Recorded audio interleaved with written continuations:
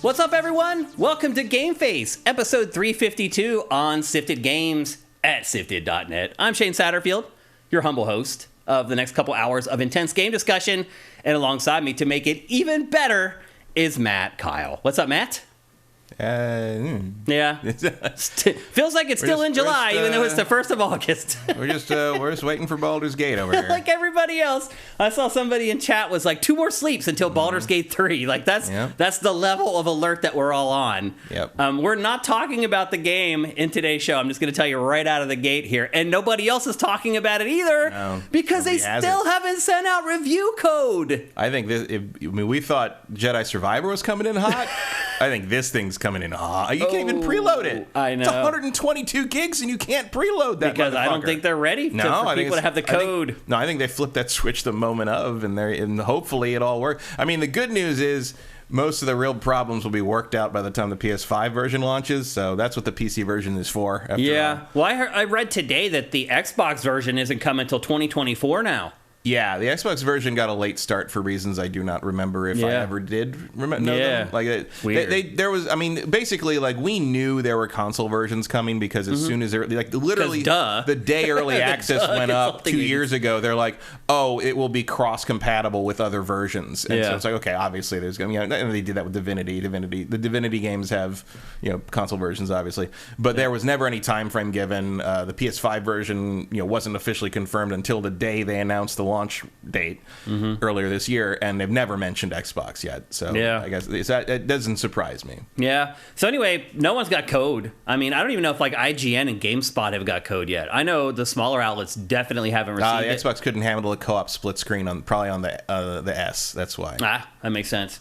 So anyway, we're in a holding pattern waiting for Baldur's Gate 3. I think Vincent reminds us that early access also launched for Stadia, which is funny. Yeah, that is Remember funny. that? Yeah. Remember that 5 minutes? Yep, exactly. So anyway, we're not talking about it today. I can pretty much guarantee, I think we'll talk about it on next week's show. Yeah. I hope so. Yeah. If not, there's a major disaster. I'm going to stare at the brainworm skill tree until they give it to me.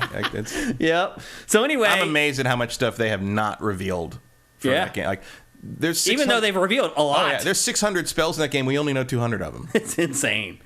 Hope you guys are ready for lockdown this weekend, because I think everybody's just going to dive into this thing and just come up for air when they need to. It's going to be nice to have something to do while I wait for Starfield. Yeah, and we'll be doing the same thing. So anyway, we're still waiting. We're in a holding pattern on Baldur's Gate 3, but I don't think you're going to see any other podcasts this week talking about it. Maybe if someone records on a Friday, they might slide it in for this week's episode. But even then, it's like... But then, how much will they have played? Yeah, just do a live stream, basically, at the beginning of the game. Yeah. So anyway, we're as excited as you guys are for Baldur's Gate 3. If you saw our episode of Dossier that went up last night, it's the thumbnail. Matt, it's the first time we've done Dossier for August that Madden has not been the thumbnail. Wow. Because it's always the biggest game in August. The only thing, Not this one. This August actually is pretty good. Yeah. There's some good stuff coming out again. Once again, 2023 totally delivering with the big games. So August is actually looking all right. Yeah. Did you? Is that in there? What in there? The Helldivers 2 thing? No, huh? No. There was like a rumor that Helldivers 2's release date's going to be like October 13th or something. Oh, wow. And everyone's like, so you're just literally, I mean, thematically appropriate, but you're sending it to die. Basically. Yeah. Like, you can't release that game in the middle of it. Also, like, that's Sony, right? Yep. You're going to put that up a week before Spider-Man? Are you crazy? That's pretty. I don't believe that rumor. For that reason, I don't believe that rumor. Yeah, that would be crazy.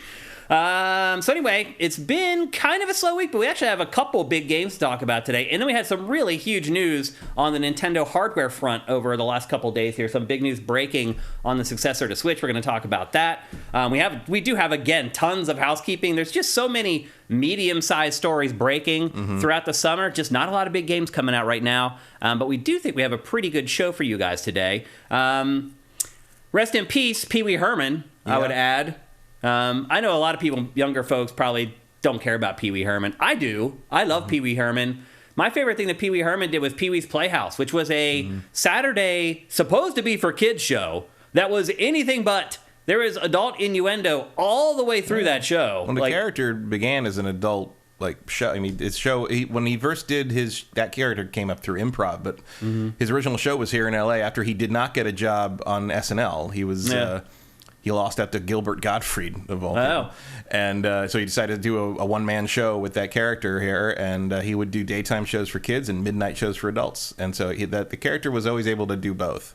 And yeah, Pee-wee's Playhouse had a little bit of... I will admit, I don't know if I've ever seen a full episode of Pee-wee's Playhouse. Oh, I had them all on VHS. I watched them over and over. I was not a Pee-wee Herman fan at all. It was a little bit like Ren and Stimpy, where it has like these hidden jokes in there that you're like, I can't believe they're showing this stuff to kids. I knew a lot of it because my friends did the... I know all the chair and the secret word stuff and all that, kind of the basics. But I was never a huge... Cowboy Curtis. Yeah, I was never a huge fan. Lawrence Fishburne. I've seen Pee-wee's Big Adventure, obviously. That was a big deal at the time. He was a love it or hate it guy. Yeah. He could be very annoying but to some people. I have never, even in the wake of his death, there's not a single negative thing anyone has to say about this man. Well, he did get caught masturbating in a theater in Florida, and that kind of ruined his career. It did for a time, yeah. Yeah. But I mean, I'm not going to say who hasn't, but it's like, do you not understand? Like, the internet wasn't really a thing then. Yeah. As it turns out, I actually have a friend who's a really good friend of Paul Rubens, Pee Wee Herman. Yeah. And yesterday on Facebook, he posted, all these cards that he had sent him for Christmas. He actually is was a really good guy. Yeah. Was that Randy? No, is a lawyer friend of mine. Yeah, do you know somebody who knows him? Randy Pitchford. Oh, I didn't know that. Yeah, Randy Pitchford was friends with him and posted a book. Oh, I didn't realize that. Because every year on your birthday, if you knew him, he would send you all day. He would send you animated GIFs of people getting hit in the face with cake from classic silent movies and stuff and jokes and things like that all day. And he posted Or there's that DJ, that EDM DJ that throws cake into the crowd. So he would post he would send you that, and so Randy posted a video of scrolling through his birthday feed from this past April of all the stuff that Paul Rubens had sent him, and it's like some of us from Bewitched. I appreciate that because there's a really great pie hit from that show that it was in there. Good taste in that. But yeah, and there was there's no one else like him. No. There probably never will be.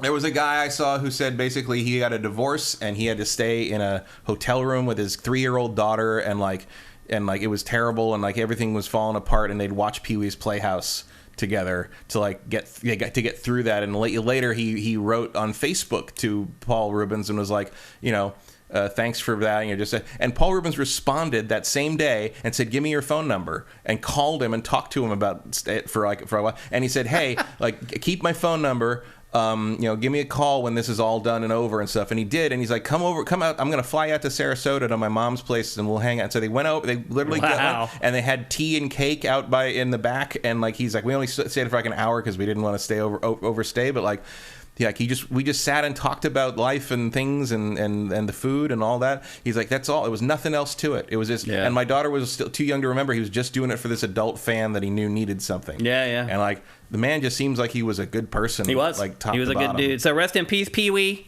Hopefully you're in some awesome playhouse somewhere having fun. And again, I realize that probably 70% of you guys may not even know who Pee Wee Herman is.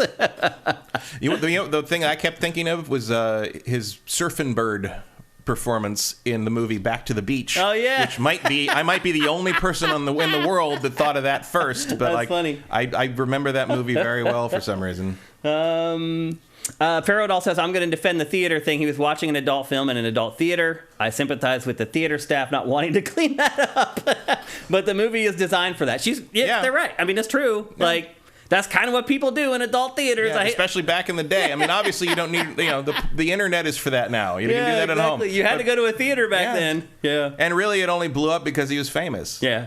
Yep. And supposedly for kids, there's always that panic about shit like that. Yep. But there were, I remember seeing him in Buffy the Vampire Slayer, the movie, for the first time in years because no one would cast him anything, and he was in that. He's very funny in that. He spends half the movie dying. Well, he died for 6 years. He was fighting cancer for 6 years and never told anyone. Yeah, but then he came back as that character on What We Do in the Shadows. Yeah, but very cool dude. Yep, good guy. Let's see what you guys are saying in this early GameFace 352. One Supermaster Gamer, thank you for Twitch Prime. That's awesome.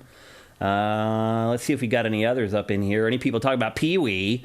Big Dave Lazard, I love Pee-wee, and this made me really sad. Me too, man. I was surprised how much it bothered me that he had passed. Yeah, it bothered me. Like I said, I wasn't much of a fan, but like it bothered me. It's just it's when icons die. It's the Elvis thing. Yeah, you know? Like he wasn't our Elvis. Michael Jackson was, but it's a thing. Yep. Cody Carter, thank you for Twitch Prime. Toon Medic, thank you for Twitch Prime. You guys have one of the best podcasts out there. Thank you, man. We really appreciate that. That means a lot to hear. B. Martin 3223, thank you for your first time chat. Welcome to the crew, Sifter. What else we got here? B. Martin, thank you for Twitch Prime. You jumped in and then said your first piece in our stream, which is awesome. Rot First, thank you. Jwood 2010, thank you. Shiznos, thank you. And Door1911, thank you all for subscribing with Twitch Prime. It's flipping awesome. And there's last few from last week, but we probably missed them because those were people who subscribed from last show till now.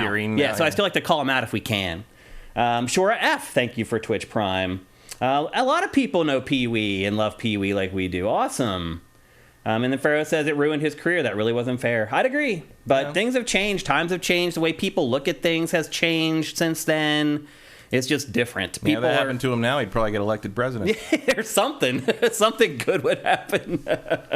Which is funny. So anyway, I wanted to mention Pee-wee, but I didn't want to mention him at the end of our housekeeping because I don't want to go into our sponsorship with a dour attitude. I'm very conscious of that. I want to make sure we're feeling good when we head into our sponsorship. So anyway, just thought I'd bring it up. Paul Rubin would want you to feel good. Yeah.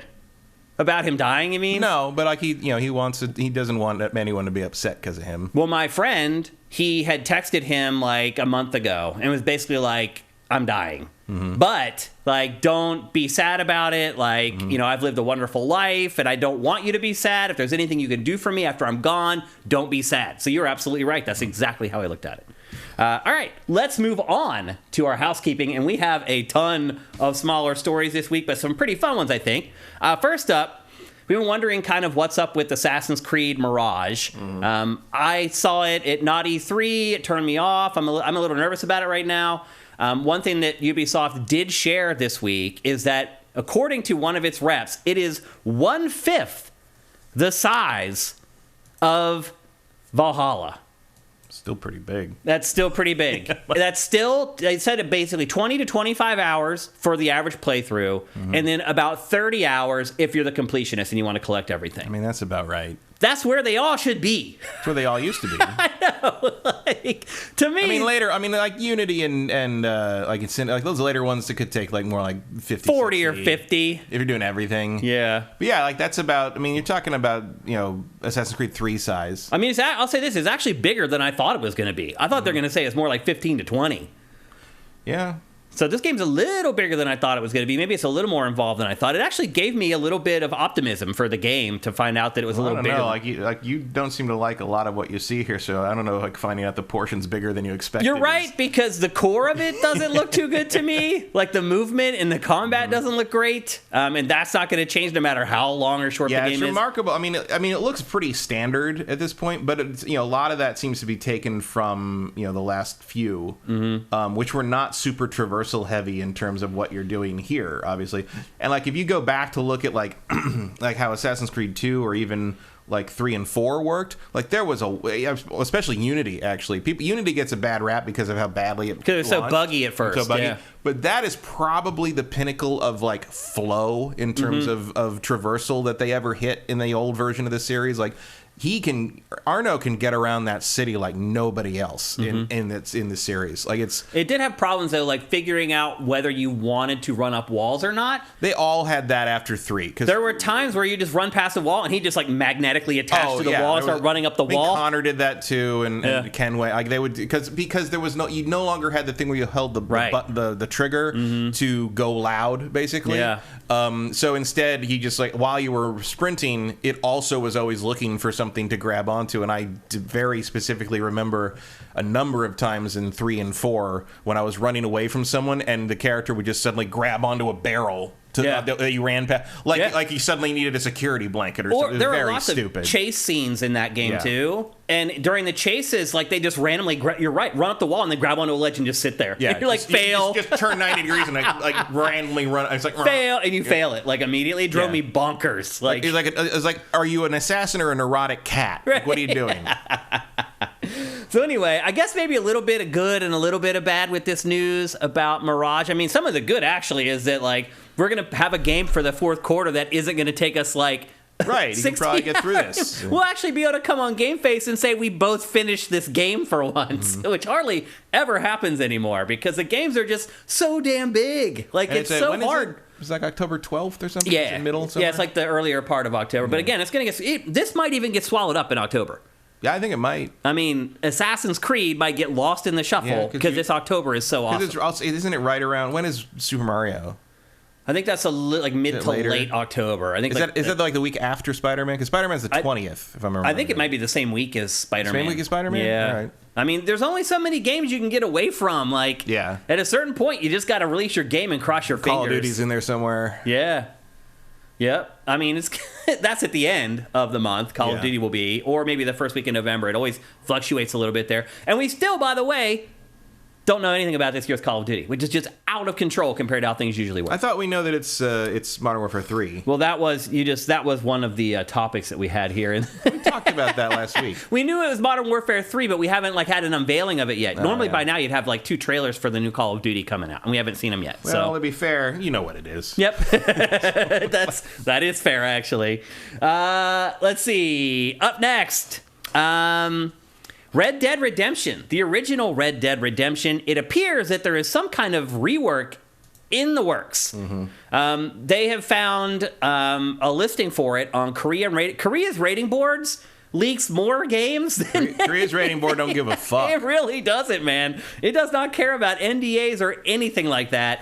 They found a listing for it on a ratings board, and I mean, I can't remember a single time where we've seen something like that, and it wasn't real.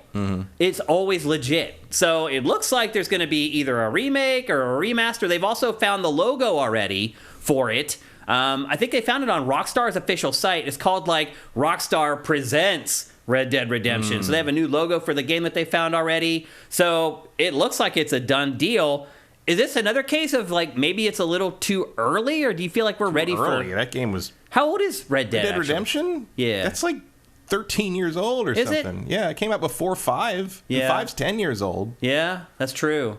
So yeah, I guess it's right in that zone. And it's never been on PC, and it's only backwards compatible on Xbox. So yeah, I think absolutely it should be. It's needed a remake for a long time. Now, by the way, for those who don't know, this is not the first Red Dead. This is Red Dead 2, by the way. Just want to make sure Red Dead 1. I mean, the backwards compatibility on Xbox is actually really good. Runs well. I saw you when I came over here one time. You were playing it. It looked amazing. Yeah, it looks great. Yeah, but I was at the Game Developers Choice Awards the year Red Dead 1 won a bunch of stuff, and it was awkward because a bunch of the guys and girls who made that were there because it was Rockstar San Diego, but they'd all gotten fired as soon as it was done, and they were there. Right, I forgot about that. They were there for other reasons, they were there for their new teams they were on and stuff. And so no one from Rockstar showed up, obviously, because they don't give a shit about anything except money.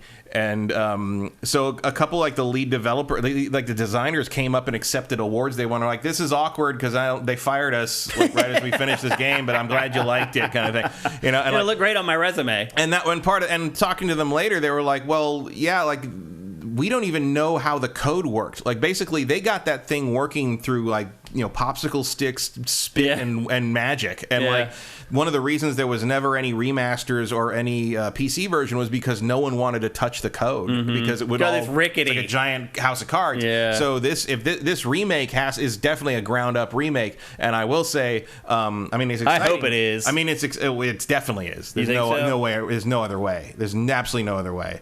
The problem is we saw what happened when they did that with GTA. That's true. And they also parceled that out to another developer. Maybe they would do this. This is also being parceled. Oh, you think so? Yeah. Why else would it be Rockstar Presents? Yeah, that's true.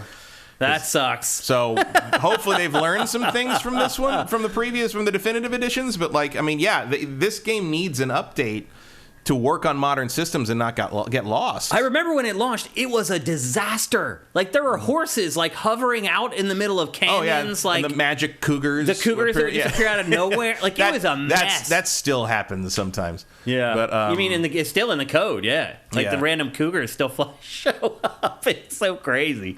So it was kind of a mess, but it was also, if you could fight through it, it was a really good game. So... you're right. There's a whole new generation of people ready to play. And actually, if you play it on like modern Xbox, they did fix a lot of stuff. Did they? In that it's not a remaster, but it is actually a really well done update. Vortex Complex asks, isn't there already a 4K version on PC via Homebrew? Yeah, there's an emulator thing that more or less works pretty well.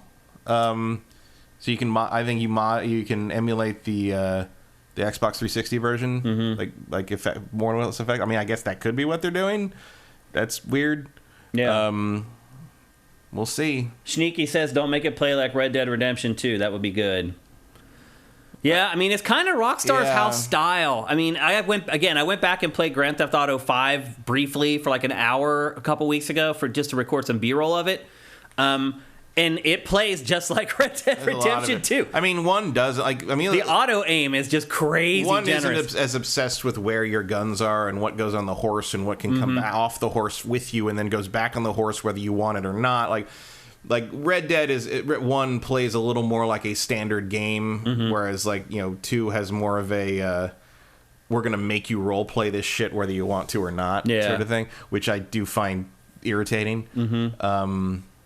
Like most of it's usually worth the trouble. Yeah. But like every once in a while, I'm just like, can I just run, please? Yeah. I mean, Leonosaurus says, I'm just praying that it's not a disaster like the GTA remasters. Absolutely. I mean, that is the big fear I think everybody has right now. For sure. So anyway, I mean, when do you think we're going to hear anything about this? You just can't guess anymore because E3 is not a thing anymore. Rockstar doesn't really do much at Gamescom. Maybe we see it at, like, the Game Awards at the end of the year?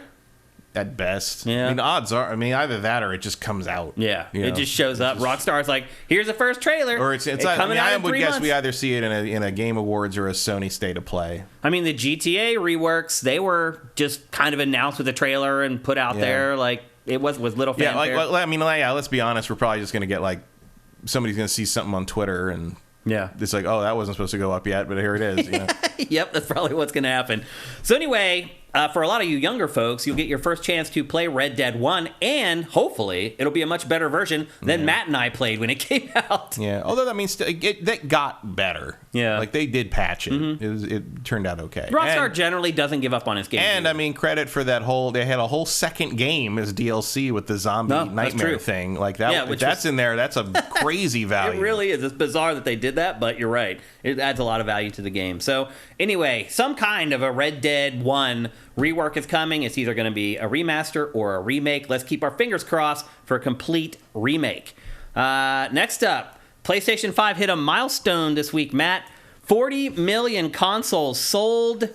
However, this was the first time that PlayStation updated us on sales of PlayStation 5, and it was now tracking below the PlayStation 4. So it has now actually fallen behind PlayStation 4 as far as units sold. I think it's 2 or 3 months behind PS4 at this point. Now, obviously, with some of that a pandemic, like, there are some extenuating circumstances there. Some of that supply issues, I'm sure. I'm sure more would have sold if they were there to sell. What do you make of this? I mean, it seemed like for a long time, even with the pandemic, it was outselling PS4, and it seems like they should be getting more units in stores now, so that you would think there would be no looking back at that point. What do you think's happening? You think the lack of exclusive games maybe finally is starting to have a little bit of an effect? Not even a little bit. No. It's people don't have $500 to spend on something anymore.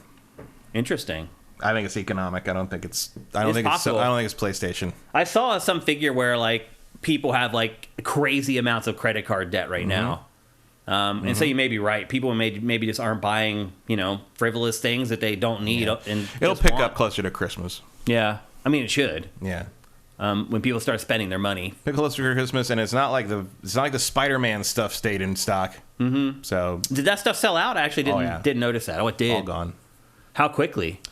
very quickly, as I saw, and I think they said they're never doing another run of the plates. Really? I think they are. The controller went back up. Got a restock. I don't think they're limiting the controller, but I think those plates were it. I think they said that was it, unless they changed their mind since I read that. Yeah, I mean, as we always say on the show, these are the things that you should buy if you're interested in buying things to turn them over later for profit.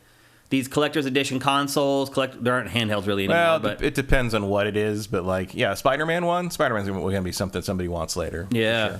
Sure. They're one of the few things in the games industry anymore that actually increases in value over time. The games don't really do it anymore because nobody wants physical anymore. Yeah, that's why I bought the Metroid 3DS. Yeah. I was like, well, I don't know if I'm going to use this, but it'd be nice to have a backup in case something happens to mine. Yeah. And even if it doesn't, I know that's going to be worth something. Did you ever open it? No. Yeah, I wouldn't either. Yeah.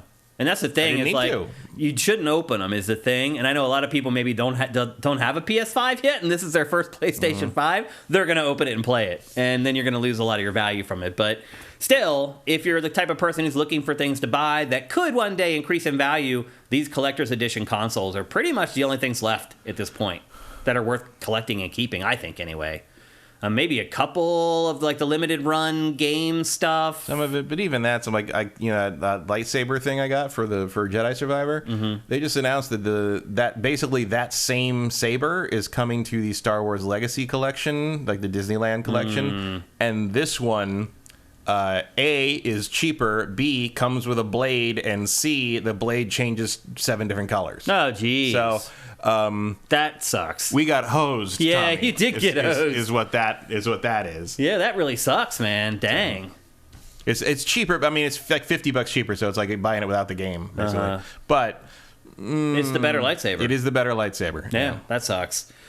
So anyway, I don't know. It does feel like PlayStation 5 is maybe things are getting a little soft, but I don't know. It's hard to tell. When you have like a once-in-a-generation pandemic, it's hard to really adjust anything for inflation. Adjust it for inflation. It's really hard to figure out whether it's what you said, people just don't have a lot of disposable income right now, or if it's a software issue. Because let's be honest, like, what was the last really big PlayStation 5 exclusive for software? God of War. Yeah.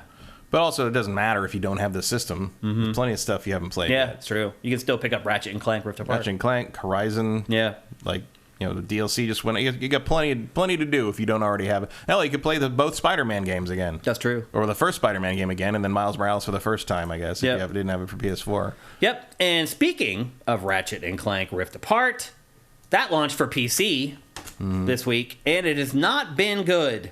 We really thought that maybe because it was an Insomniac game, that the streak of PlayStation exclusives launching on PC, a bit of a mess, would be broken. That has not turned out to be the case. If you have an SSD, it's fine. Yeah, well, that was the thing. Which they already said you should have an SSD. Like, I thought they said at the last minute you didn't need one. It runs, but it doesn't. Though. If you go to jump through to the different times or whatever, it it turns into a slideshow. Yeah, but it still runs. I mean, it doesn't crash. Right.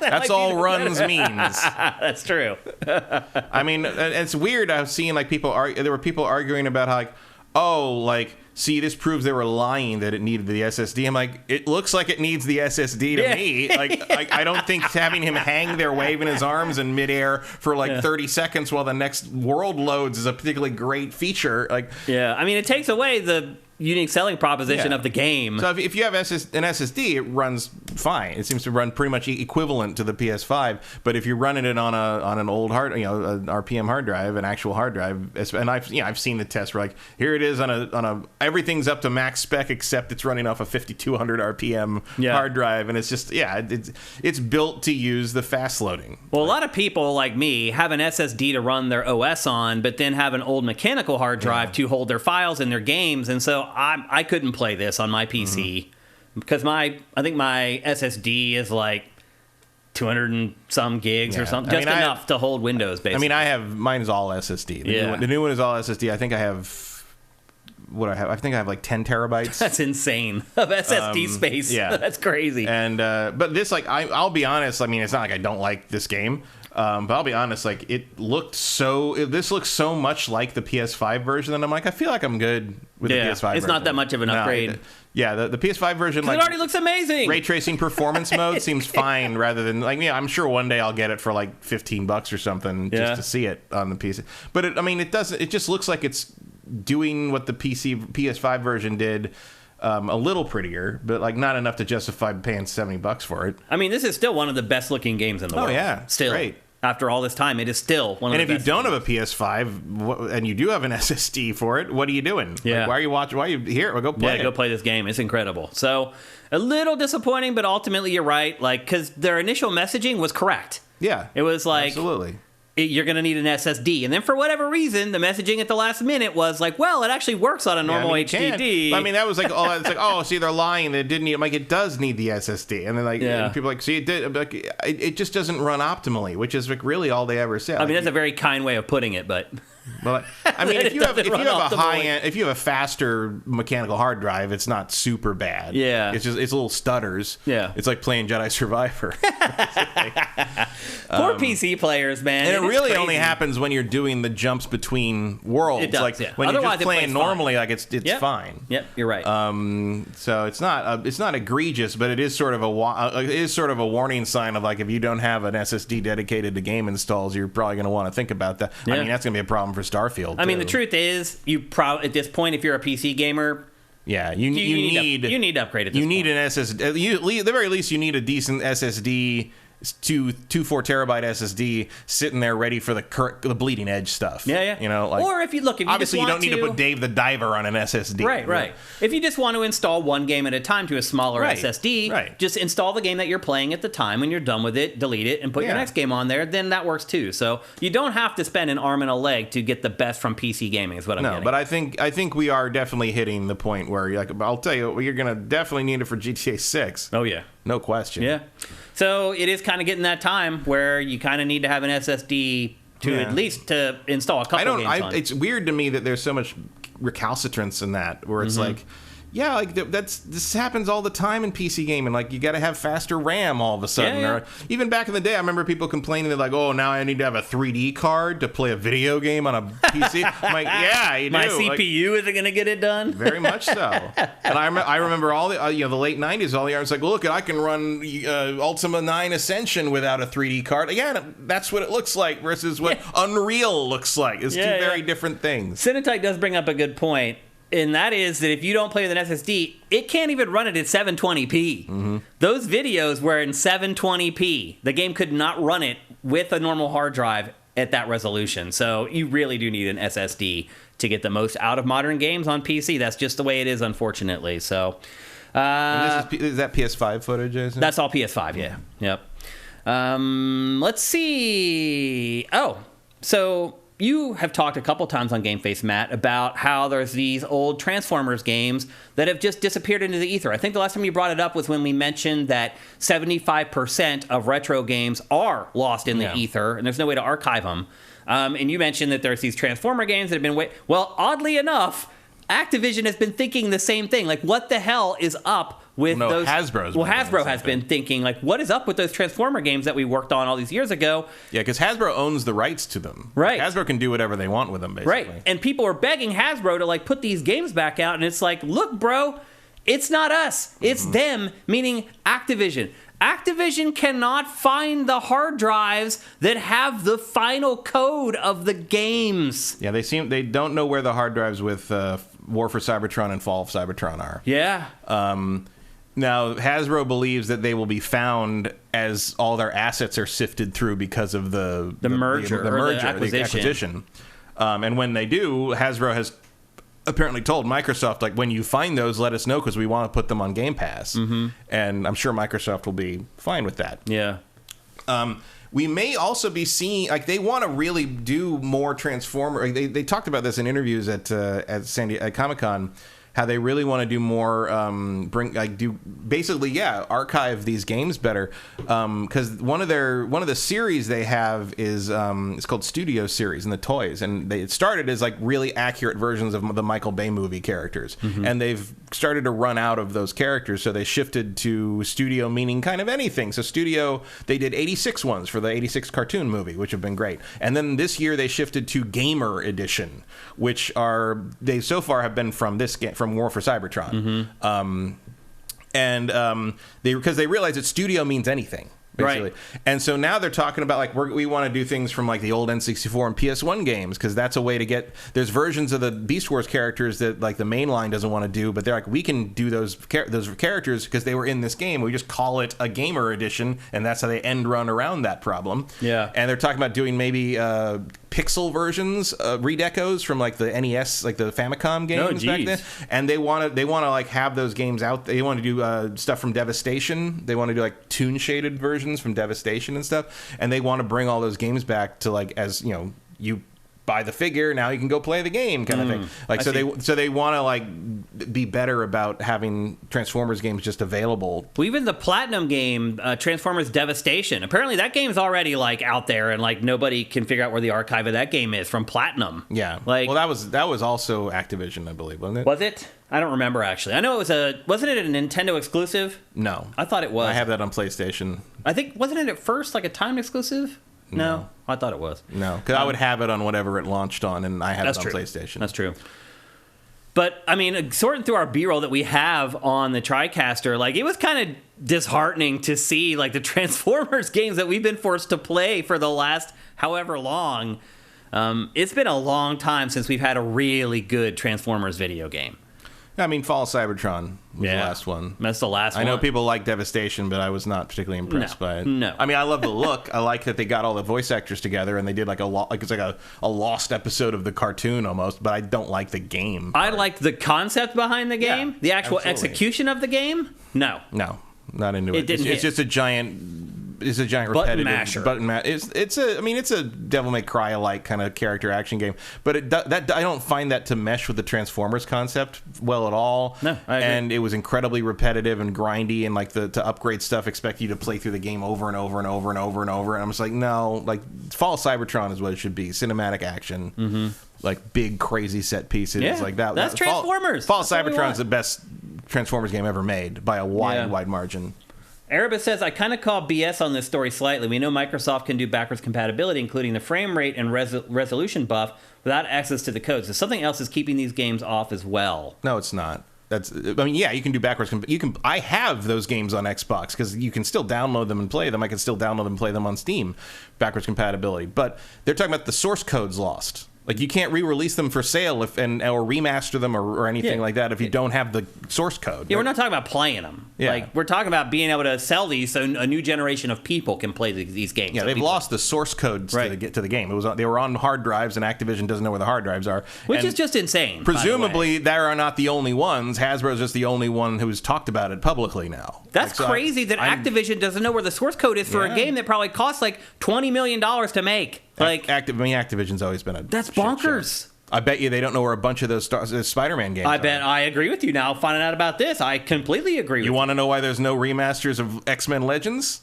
I mean, I'll be honest with you. You've been there. That old Activision office over on Ocean Park, which is literally like 2 blocks from where I live. It's like being in somebody's old closet. I mean, I'm having been at Activision's headquarters. Yeah, Erebus Jones, having the version of the game to download is not the same thing as having the source code. But you still need the source code for people to download it as well. But you have the finished Gold Master, or whatever the final version is. That's what's up to download on Steam and Xbox. But you can only play that on old platforms, though. Well, you can play. I can play that on my PC right now. I can play it on my Xbox backwards compatible, no problem. Yeah. You can play it on PS4. I don't think PS5 does that. But it could, but I don't think Sony cares. Yeah. But the source code is a different beast. Source code is you can access stuff you cannot on a retail copy. I mean, they have, retail versions of the thing are everywhere. It's like. I have that disc at home. Yeah, it's like how Panzer Dragoon Saga's source code is lost. I have a copy of Panzer Dragoon Saga downstairs. That doesn't help solve Sega the problem. Solve that problem. Like you'd have to reverse engineer the whole thing. Right. Yeah, which is a nightmare. And no one's going to spend the money to do that for Fall of Cybertron, no matter how good it is. So the only hope of seeing that get a modern update or really like any kind of archiving of it in any way that matters is to find that hard drive. Yeah. The dearth of quality Transformers games continues, by the way, because just a few weeks ago, a new game was announced starring Bumblebee. That literally looks like an indie game. A low budget, like, I don't know. This license to me should be a license to print money, but for whatever reason, it's just fallen by the wayside and no one can seem to make a decent game around it. It's hard. Or doesn't want to invest the money in it. They don't want to invest the money in it. It is a limited license. It is a limited appeal license. Let's be honest, especially because like.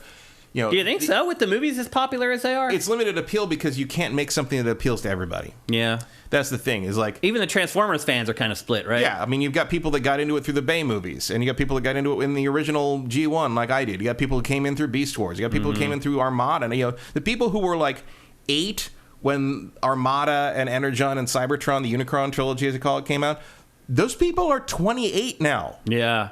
It's true. That's hard to believe, but you're right. They're like the current line is making high-end versions of characters from the Transformers shows are airing when we worked at Tech TV because those kids are the age for nostalgia cash-in now.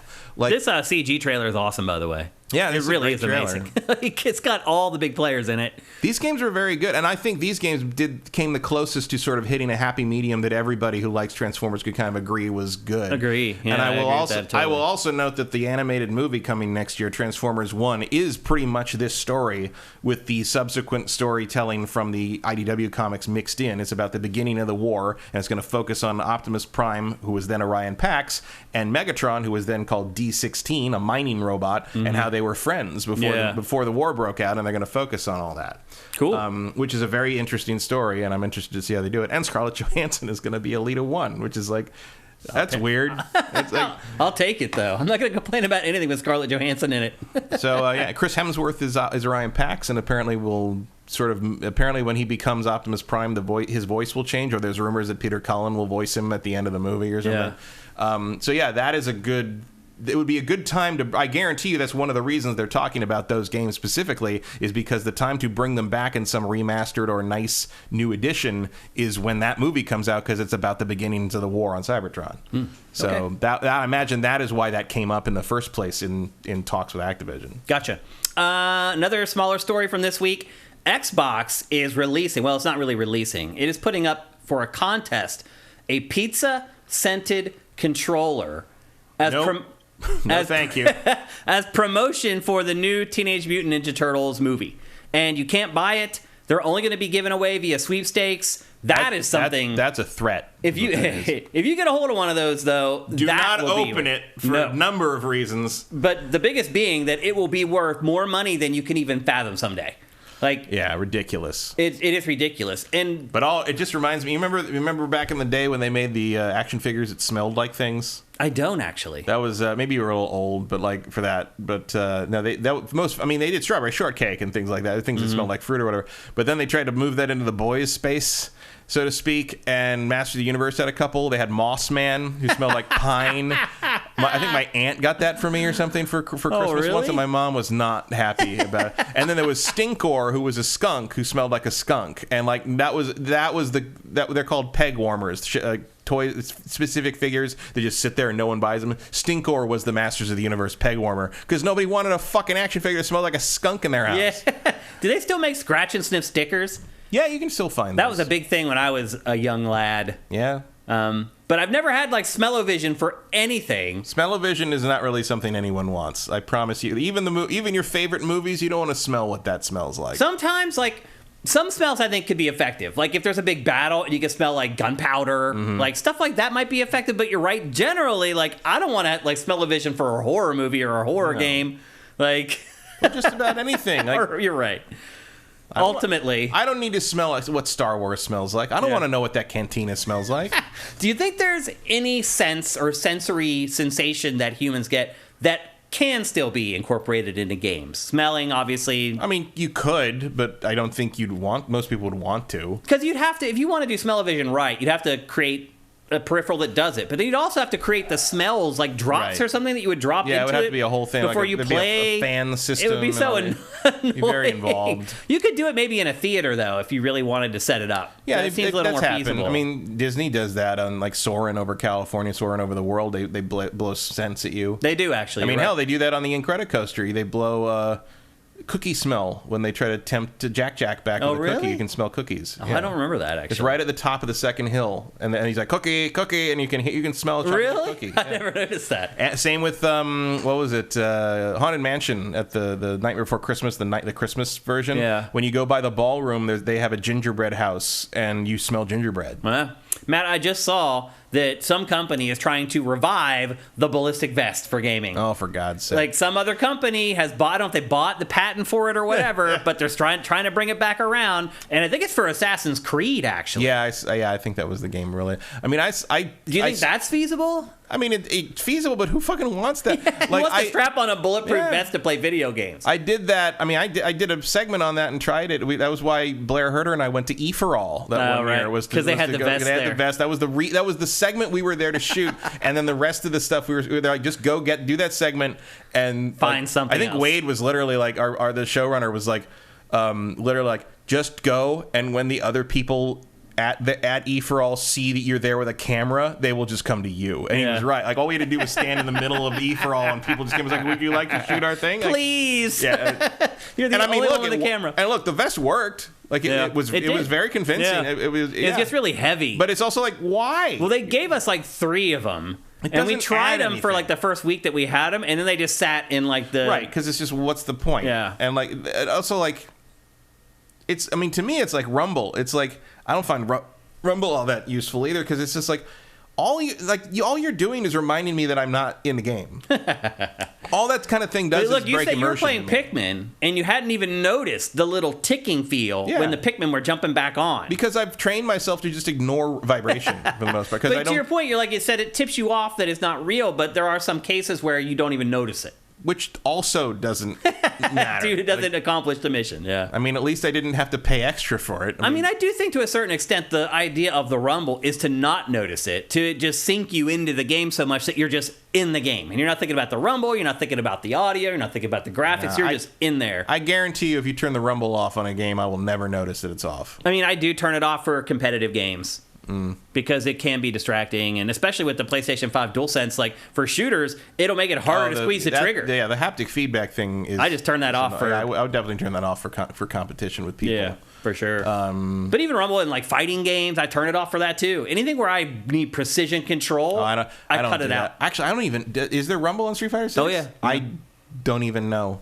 I literally don't notice it. We have become a little bit numb. But anyway, if you're interested in Smell-O-Vision, this is one of your last opportunities, but you do have to enter some crazy sweepstakes around the film in order to get it. Good luck.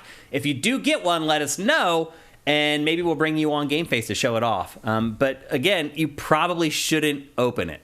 I'm just going to put it out there right now. Yeah, not even for a value issue. You shouldn't open it for the sake of the other people in your house. Exactly.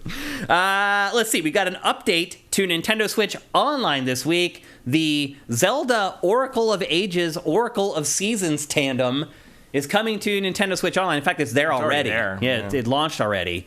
What are your recollections of these games? I liked these games, as I remember. I remember I liked Ages a lot. Was it 8? No, I remember I liked Seasons a lot more than Ages. I thought Ages was a little obtuse in places. I played one of them. I think it was Oracle of Ages.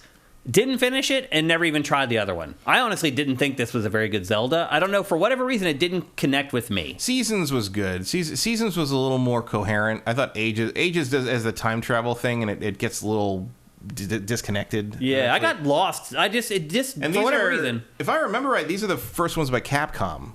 Yep. Like, this was like the first time they'd farmed out Zelda anybody. Yep. They're pretty. I thought they're pretty good. I don't dislike. I mean, Ages is. I would definitely say start with Seasons, and also because it's like whichever one you complete first, you then get a thing you can plug into the second game, and it affects what happened in the first game affects what happens in the other game. I wonder if that feature will carry over for Nintendo Switch Online. It does. It's just a code. Oh, it does? Yeah. So they just give you a code. You just get a code from one, and you put it into the next one when you start the game. But if you are a subscriber to Nintendo Switch Online, both these games are available for. These are definitely worth playing or trying. I mean, they're not bad games. Yeah. It was like I tried to play one of them. It was just for fun. I had other games I needed to play for work, and it just got lost in the shuffle, and I never went back. Mm-hmm. And then because of that, when the next one came out, I was like, and I just never played it. I do think I have. Well, they both came out at the same time. Oh, they did? Yeah, they were. I thought they came out staggered. No, they were paired together. They're the same like day. Pokemon. Yeah. I do think I have the Game Boy carts. I still have the Game for Boy at least carts. one of those. Yeah, I still have both of them. I have every Zelda game. Oh, really? Somewhere. Physical versions of each one? I think so. Maybe I don't have Adventure of Link. You mean new ones like Tears of the Kingdom? You have physical of that? No. What about Breath of the Wild? Breath of the Wild, I do. I have a collector's edition of that. Yeah, I just bought it in physical version for whatever reason. But Tears of the Kingdom, they sent me code. Nintendo sent me the physical version for Breath of the Wild, and now they just all send out codes. I couldn't get the collector's edition of Tears of the Kingdom, and I decided I didn't care, and so I just gave up. I just got the digital. All right. So anyway, those are up on Nintendo Switch Online. If you are subscribing there, you can play them for free. Next up, we're starting to hear some rumblings about the next Smash Brothers. Sakurai, who is the figurehead behind the Smash Brothers franchise, he does his own little YouTube show where he talks about game development. And so you can always keep in touch with him if you want to when he's not working on Smash Brothers. And right now he's not working on Smash Brothers.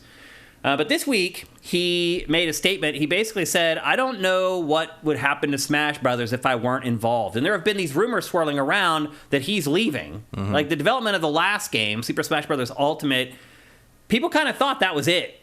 That once that game was done, he was leaving the franchise. He wasn't coming back.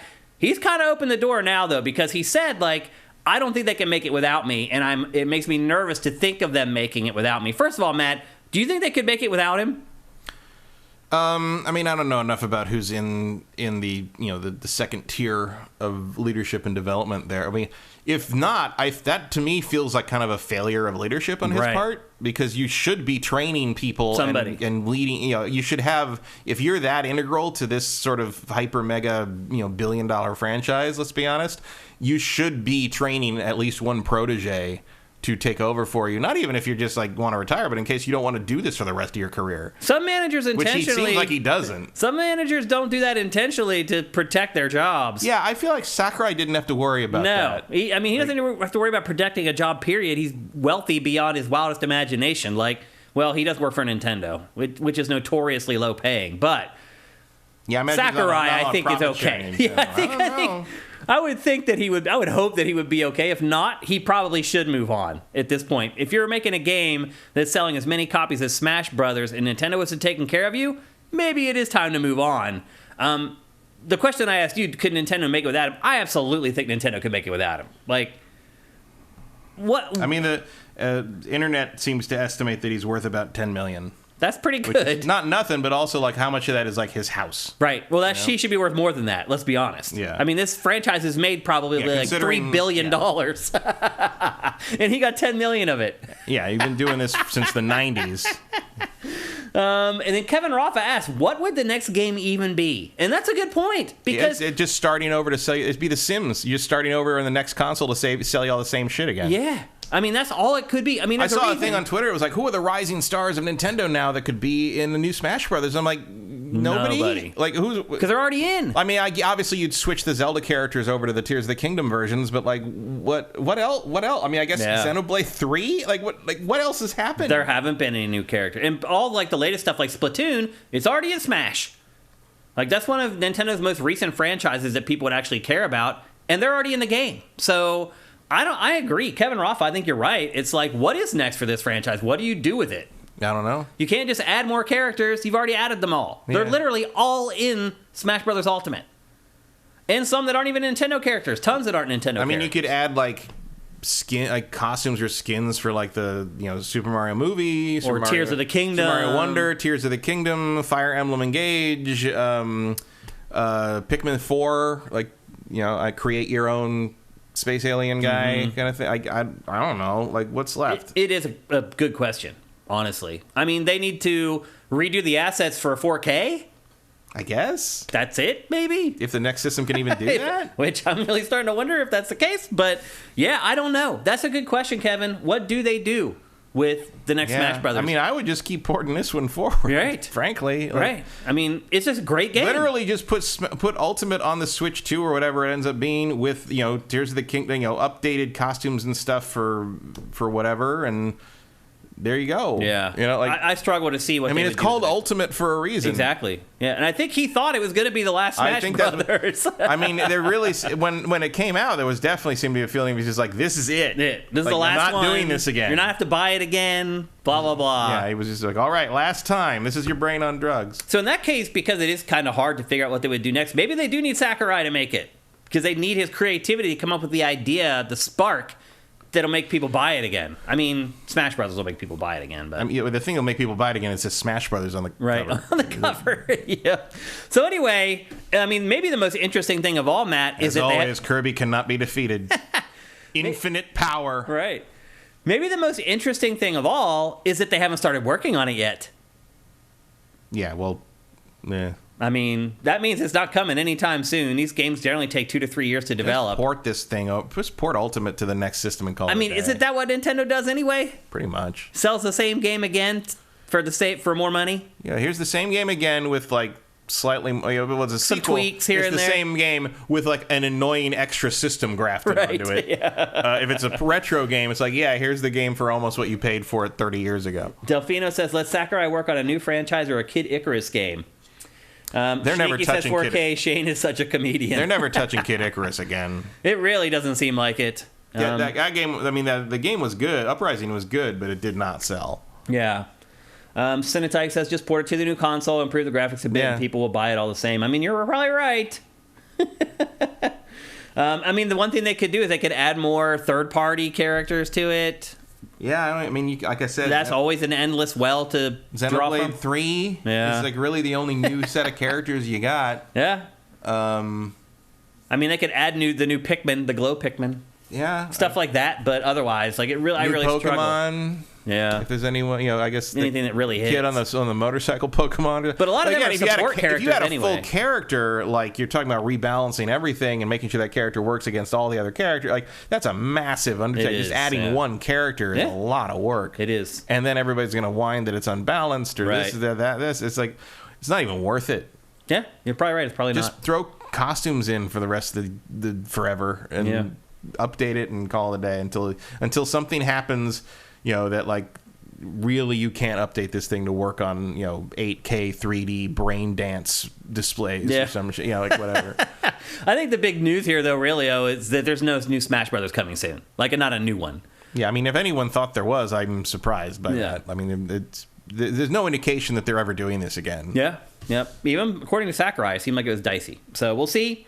Next up, we got some interesting data from Twitch this week, Matt, that I was kind of surprised by. But living in America where capitalism reigns, maybe I shouldn't be. And that is that on Twitch, the top 0.5% of streamers generates 76% of all views. Yep. That's insane. A little top heavy. Why do you I mean, that's beyond capitalism. Mm-hmm. I mean, that's crazy data. I mean, that's just the people that are on top of the game on Twitch are so popular in a way that just no one else is. And Matt, what I don't get is like, I check them out and I'm like, why? Why are those people, this very small set of streamers, why are they popular? They're not charismatic. They're not funny. Some of them look a little different, but like I don't even know who you're talking about. Right, like who are they? Like when I jump around on streams, like on the weekend, and it's always the most popular people are on the home, and that really is what I think is causing it. Mm-hmm. Is it just organically Twitch is putting the most popular streamers on the home page, and so you're just going to keep going to those people. I think that helps a lot. I mean, the critical mass is a thing there. Sure, it is. Like PewDiePie was always, who's the most popular guy? I'll watch him. There's a lot of that. Because you ask people, like, why are people popular streamers? They'll be like, because they stream every day. It's like, no, that's not why. You have to do that if you want to be popular, but that's not why. Everybody's doing that. Everybody's doing that. The people who have 3 people watching their streams are streaming every day. That's the only way you have any sort of a chance. I have really struggled to figure out, like, at least, like, Dr. Disrespect, total douchebag, but at least he has, like, a shtick.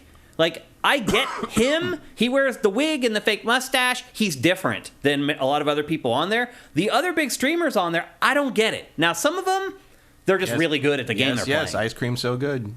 I mean, some of them... Have you not seen the TikTok thing? You missed the whole ice cream so good thing? Yeah, I did. It's the NPC grift. No. It's like, this is more of a TikTok thing, but it's like usually like attractive women sitting there and they're just reacting to the chat, putting in like votes or donations or whatever. And she's like, yes, ha, ha, ha. Oh, it's TikTok. Oh, ice cream, so good. Like, and it's like they're behaving like it's almost like they're called NPC. It's called NPC behavior or something like that. It's basically like as though you're interacting and hitting the button with an NPC in an RPG constantly. And they're just saying the same 4 lines over and over. People enjoy that. There's one. They interviewed one of these girls. She makes $6,000 a week doing that. So people are pressing buttons, and the button prompts are popping up for her to tell her what to say and do. Yeah, so she reacts to the things that are popping up on the chat. So does she repeat the same animation every time and everything? Oh yeah, like it's like watching a mime performance almost. It's amazing. I'll send it to you after the show. Wow! But like tons of people do it. It's like a big thing, and like it's like what the Gen Alpha is watching, not Gen Z, Gen Alpha after that, and like my nephew. Yeah. It's like when you're talking about all this, it's just noises all the time. That's it. That's what that is. Interesting. I bet you that's what that is. Interesting. No thanks. But like, people want me to show it to you live so they can see your reaction to it. All right. This is you keep talking about Twitch. I'll find it. Yeah. Cinetype says vapid, mindless stuff. I mean, that's how I feel. Like the stuff that my nephew was watching on YouTube, I was like, what are you doing? You're rotting your brain. And I realized that my parents probably told me I was rotting my brain with whatever I was playing, but I was just like, what are you doing? Did you find some? Almost. Look, there are some streamers that are popular on Twitch because they're really good at the games they play. That part I totally get. Because if you're watching, you want to improve. You want to learn how to get better. I totally get that part. It's just the Joe Blow streamer who jumps from one game to the next every month trying to find the hot one that always has like 100,000 people watching their streams. Like I go and watch and I'm like, why? Why this person versus somebody else? It's a conundrum to me. I can't really figure out why certain people hit on Twitch while others don't. And Matt, I'll say one thing, like, at least for the guys, like, I don't think it has anything to do with their appearance mostly. Like, Dr. Disrespect is an anomaly. He wears a costume when he streams. But, like, I don't think that, like, it's just attractive people that people are following. Like, I've seen people from every walk of life with big crowds on Twitch. And I can't figure out what the secret sauce to it is, and nobody else can either. Because 0.5% is getting all the views. Nobody can figure it out. It's really bizarre, to me anyway, what it takes to build a big audience on Twitch. Like, we've just been at it for like 7 or 8 years now, and it's just slowly built. But I don't know what it takes to get from like what we're doing to tens of thousands of people showing up to every stream. Like, ice cream so good. Yes, popcorn, fire. Ice cream so good. Slay, huh? Fire. Take your Savvy, take your Nabe, take your Rocio, take your Casey, take your Bonnie. Take your Maddie, take your Nelly. No. Ice cream so good. Yeah, strong. oh my God. That's it. Hours of that. That's all it is.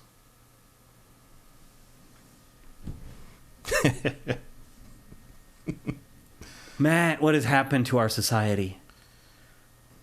I mean, I don't begrudge her for doing it. If you figured out that you can do something that stupid and make $6,000 a week, go for it. Mm-hmm. It's the people that are giving them the money. For what?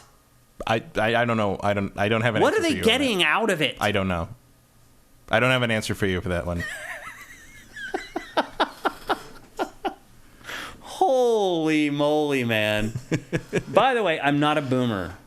No, I feel like we're Gen X. I feel like anybody... Boomer just means anyone who's older than 30. Yeah, no, I've seen Gen Z people called boomers because they don't get something. Anyone who has a reaction to something of like... What? I don't understand it. I don't understand it, or I think that's too dumb, or something. That's the same. But yeah, we're not.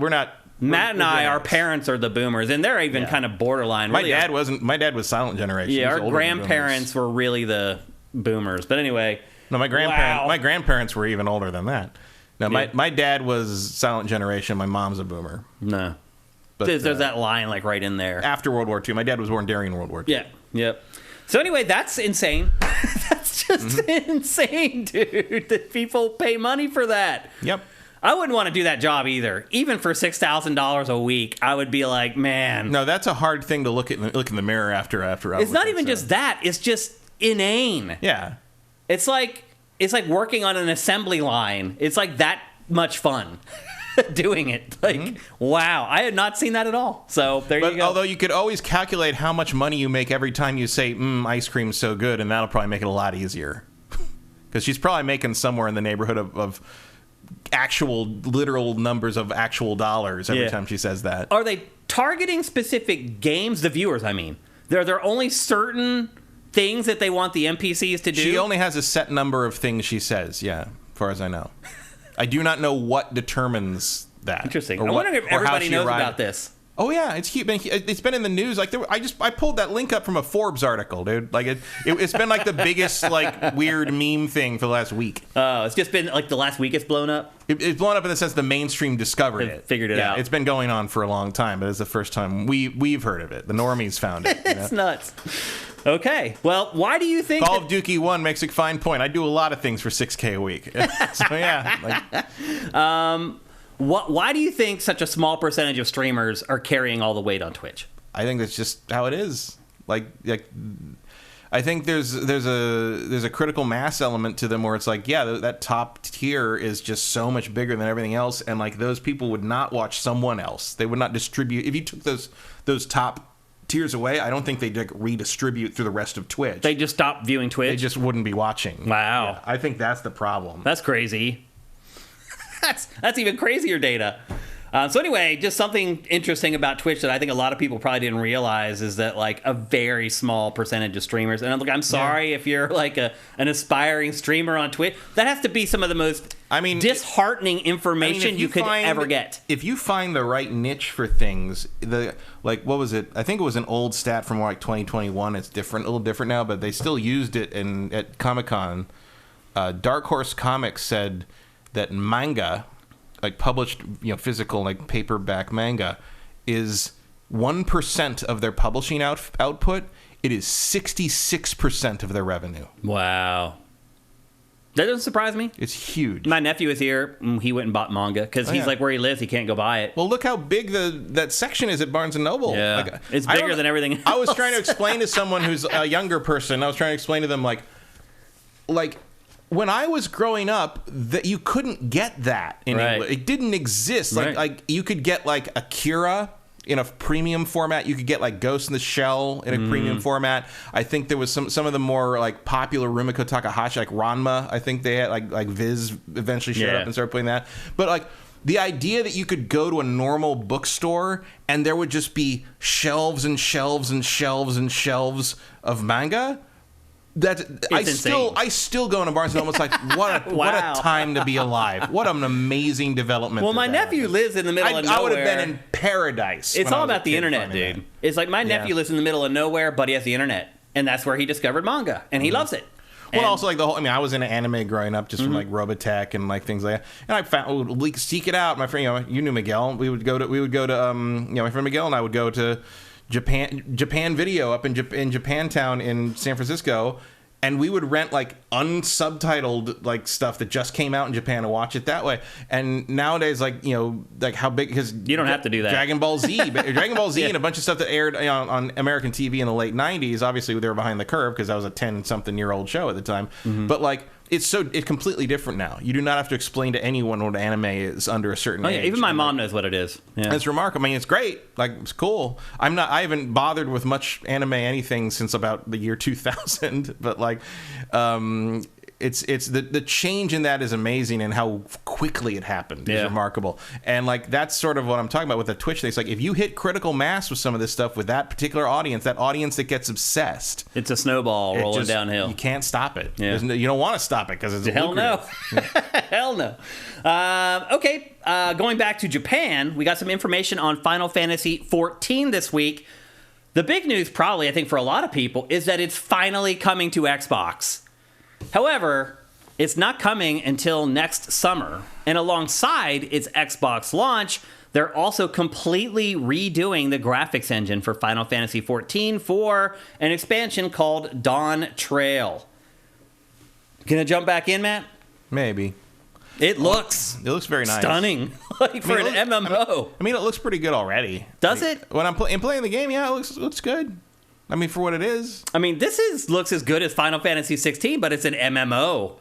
I mean, usually MMOs, you just assume that they're just going to be a cut below other games graphically, but not this one. I mean, look at the detail in the character model. It's supposed to be, yeah. Yeah, it's incredible. I mean, it's definitely an upgrade. Yeah, like a huge upgrade. Actually kind of makes me want to wait to play it right, again until they finish the revamp. Well, I think also this expansion, Dawn Tale, is going to be like huge. Yeah. Like it's going to be one of the earth-shaking like expansions that, you know, fans of the game will be waiting with bated breath for the next 12 months for. But about a year from now, they're going to completely revamp the graphics, release it on Xbox, and release this big expansion. And, you know, a new dawn for Final Fantasy XIV. I don't understand why more MMOs don't do this more often. They don't have that kind of money. Yeah. Is that really what it comes down to? A lot. Yeah, like it's like SWTOR. Like just SWTOR just basically makes more than it costs to maintain it at this point. And like if you decided to do another big expansion, you might tip that balance, and it would no longer be. I mean, a lot of these MMOs are, not to go all Star Wars again, but in Empire Strikes Back, Lando is asked about the Empire at Cloud City, and he's like, we're small. We're small enough not to be noticed, and a lot of MMOs are like that. It's kind of like streamers on Twitch. Like they make just enough money to justify their existence, and that's it. Vincent says there's an update in the Transformers story that Activision's CCO, Chief Content Officer, I guess that is. Chief Creative Officer. That the code was never lost, and Axios got Hasbro on record saying it misspoke. So it is now recanted that story. Hasbro has, saying that it was lost. All right. I find that a little hard to believe, but okay. Yeah, that's a pretty big misspeak. I have a feeling that like somebody at Activision said we can't find it. Yeah.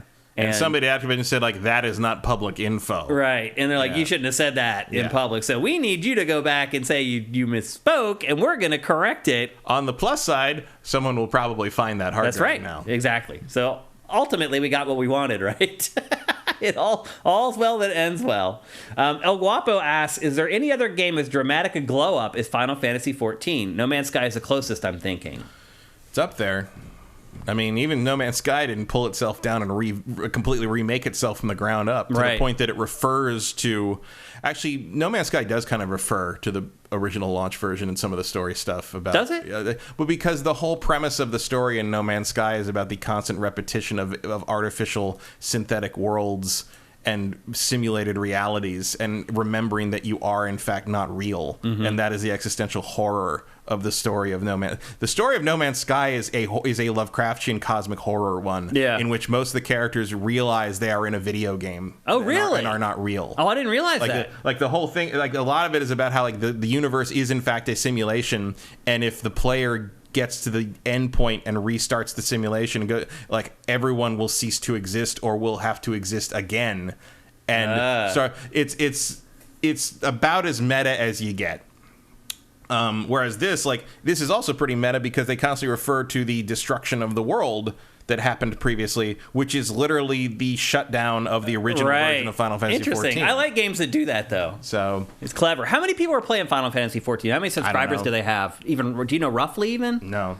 So you were saying earlier, like a lot of MMOs can't afford it. So I was just curious, like what it takes. To I think the afforded on this, I think, is more that Square is willing to put capital behind it because it's not losing momentum at all. Yeah, and because they know that this is the best writing they got going. Yeah. Whereas like most, I don't think most other MMOs have the growth potential this does. This is a very Final Fantasy XIV is singular in about 5 different ways in the MMO space. It's remarkable. It would be a good documentary. ETH Demon says 1.4 million roughly. Faradol says Google says 44.9 million. I don't think that's right. That's like a small state. That's insane. I mean, that's more than a small state. Yeah. But I mean, we only have 5 million people in LA, 4 million people in LA. Oh no, it's 13 million people in the LA area.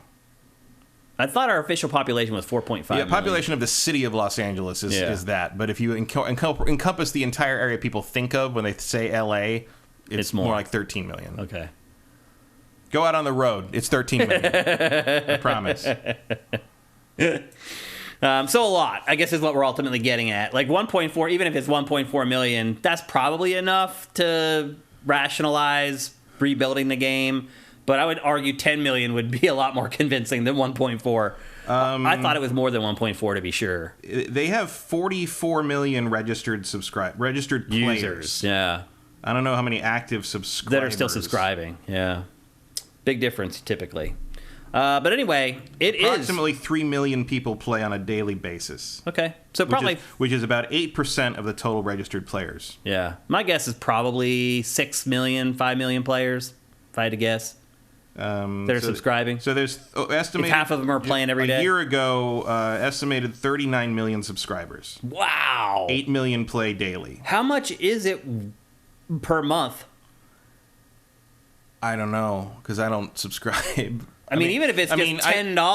I don't know. Dude, you're making so much money. Why would Square Enix ever sell its Western developers if it was making that much money? Like, why would it sell anything ever?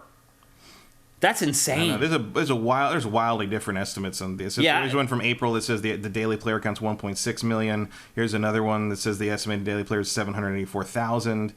I mean, the 40 million thing I don't think jives. The report from last year, from April 2022 to September 2022, Square Enix says digital sales brought in 108.8 billion yen. Well, drop it down to decimal places. That's what, 180 million? No, 2 decimal places is over $1 billion. It would still be over $1 billion? Let's see. We don't need to worry about it. They have a lot. Enough to rationalize redoing the game. I might jump in there next year and check it out finally, Matt. I'm not going to do it now, because if I know that this is coming in a year, I can hold off for a year and maybe give it a try. That works out to about $750 million. Okay.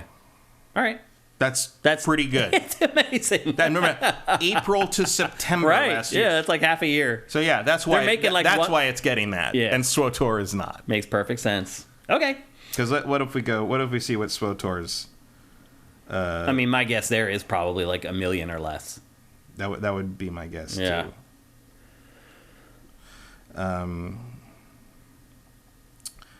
Total 12 million players. Monthly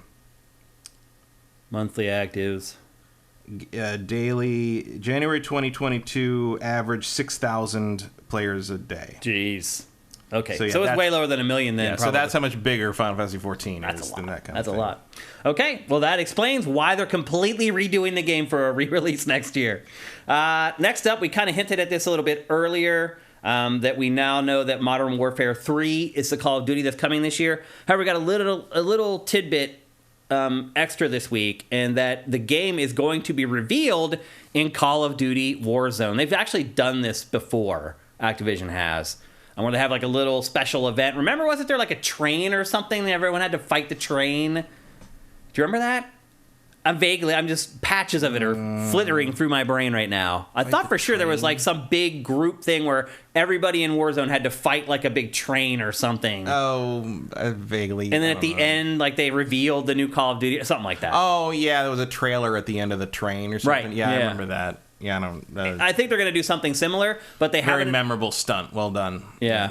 But they haven't... Exactly, we can hardly remember it. But they haven't announced the date yet. And again, I'll remind you that normally by now, we've seen at least 2 or 3 trailers for the new Call of Duty. They'll put out the first teaser at pre-E3. They'll put out the big first trailer at E3. And then from then on, it's just a normal marketing schedule. They haven't even started that yet. And we're in August now. Mm-hmm. I mean, not that they need to. It's Call of Duty. You put it on sale, people just go buy it. Yeah, only the last month before release matters. That's all you got to do, pretty much. Yeah. But anyway, my guess is we'll probably hear something about that pretty soon. A big event coming up this weekend. Matt, it's EVO weekend coming up this weekend. Are you excited? I am... EVO and the tournament scene hold less appeal to me these days now that all the people I was friends with are no longer competing. Really. Yeah. I mean, Dustin Wong's still in there, Daiga's still in there. But they're not the good guys anymore. No, they're like the underdogs now. Yeah, they're the old war horses, and it's like, that we root for. It's nice to see them in the top 16, you know, it's like, but it's like people like Punk and Sonic Fox and the kids are the ones taking over now. I'm excited for it because I want to see high-level Street Fighter 6 gameplay. Yeah, that'll be good. I mean, there's a lot of people, there's a lot of big combo videos going out this week being like, oh, hang on, get ready. Marissa's going to really dominate this thing, maybe. She's dominating in Japan. Yeah. She's like the most popular character in Japan. I mean, you can be down, you can have life lead half a bar, and one hit from her is the end. She's so unexciting to watch. Yeah. She's just so boring. Her moves are so unflashy. It's just like, I'm going to step into this punch and take half your health. Yeah. And like, yeah. I mean, it's like the, to me, it reminds me of the old Rufus days, where it was like, yes, dive kick, tornado spin, tornado. Yeah, it's like the same thing over and over. It's like, it works. Can you beat it? So it's not like can you stop it? Yeah, can you stop it? That's the point. But like, yeah, I don't know. I'm excited for this Evo. Be interesting. I'm interested. I'm excited to see Ultimate Marvel again. Marvel 3 is in there. It'll be cool to see Mortal Kombat. Yeah. It's always interesting to see. Mortal Kombat. Will Mortal Kombat 1 be there in any capacity? They will do some announcement. I think the rumor is they're going to announce a new character or something. But they're not going to be playing it. Like pros won't be playing it. There's no tournament. I'm sure there will be like demos or free play, like kiosks there or whatever. Something. Yeah. They were probably going to announce and show Aki, the next downloadable character for Street Fighter 6. Mm-hmm. There should be news for pretty much every featured game except probably Ultimate Marvel vs. Capcom 3. Although you never know, Marvel has shown interest in reviving the fighting game side of things, so who knows? We might get a crazy announcement on that. And just so you know, we'll have curated the live streams for Evo that'll be up over the weekend. Yeah, there'll probably be something about Tekken 8. Yep. Yeah, there'll be probably a character reveal, although that was another story from this week that they data mined Tekken 8 and pretty much found all the playable characters. They were not happy about that. No, they're also not happy that the closed network test that they have been running for the last couple of weeks has now leaked. Yeah. And is out on the wilds of torrent websites and the internet. Tekken will never have beta testing on PC again. Ever again. No. Yep. So pretty much the entire roster for Tekken 8 was laid bare this week because of data mining that demo. Do you think developers... I saw where Remnant II, a game we're going to talk about today, they actually put stuff in their code for data miners to find. Yeah, sometimes people do That's pretty clever. Like, that's the first time I've heard of a developer intentionally doing that because they knew people were going to be... That's definitely the highest profile. I mean, I'm seeing indie developers will do that. Have done it sometimes. That's the first time a really high level commercial release. I just don't understand why they're not cleaning up source code at this point, and getting this stuff out of there, because they know they're going to data mine it. Because if you move that stuff around, it breaks. House of Cards. That was I saw a video about multi-disc games, and it was talking about how Final Fantasy VII, and it's true of a lot of games on the PlayStation 1, but you remember how you could open the PlayStation 1 and just put your own disc in or whatever. Yeah. So if you take Final Fantasy VII and you load up disc 2 and then you swap it with disc 1, the cutscenes will still generally play because the game only calls for basically cutscene 1, cutscene 2, and they're all the cutscenes on the CG cutscenes on each disc are labeled cutscene 1. They're not labeled. It'll play the wrong cinemas. So it'll play the wrong cinemas for things. Interesting. And there's a lot of duplication of the same data otherwise on the disc, and it's like, why is that?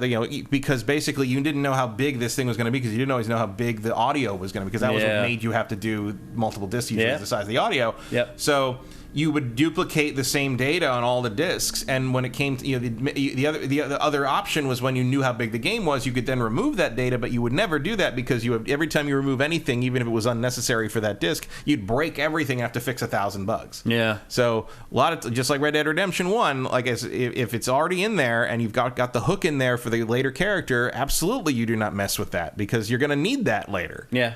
So it's just it's going to happen. Yeah, so. Apparently. I mean, if they could stop it, they would have stopped it already, and they can't. It just keeps happening.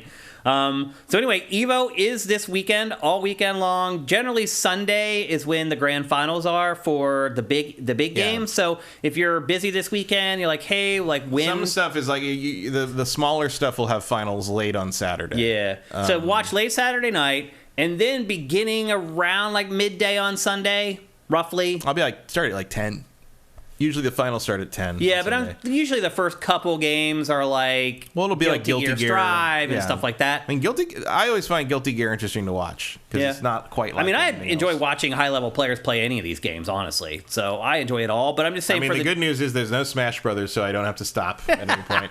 So I cannot sit through professional Smash Brothers play. There's no way. Yeah. And it's also weird because usually, I remember back in the day when I would go to these tournaments and stuff and hang out with people, like...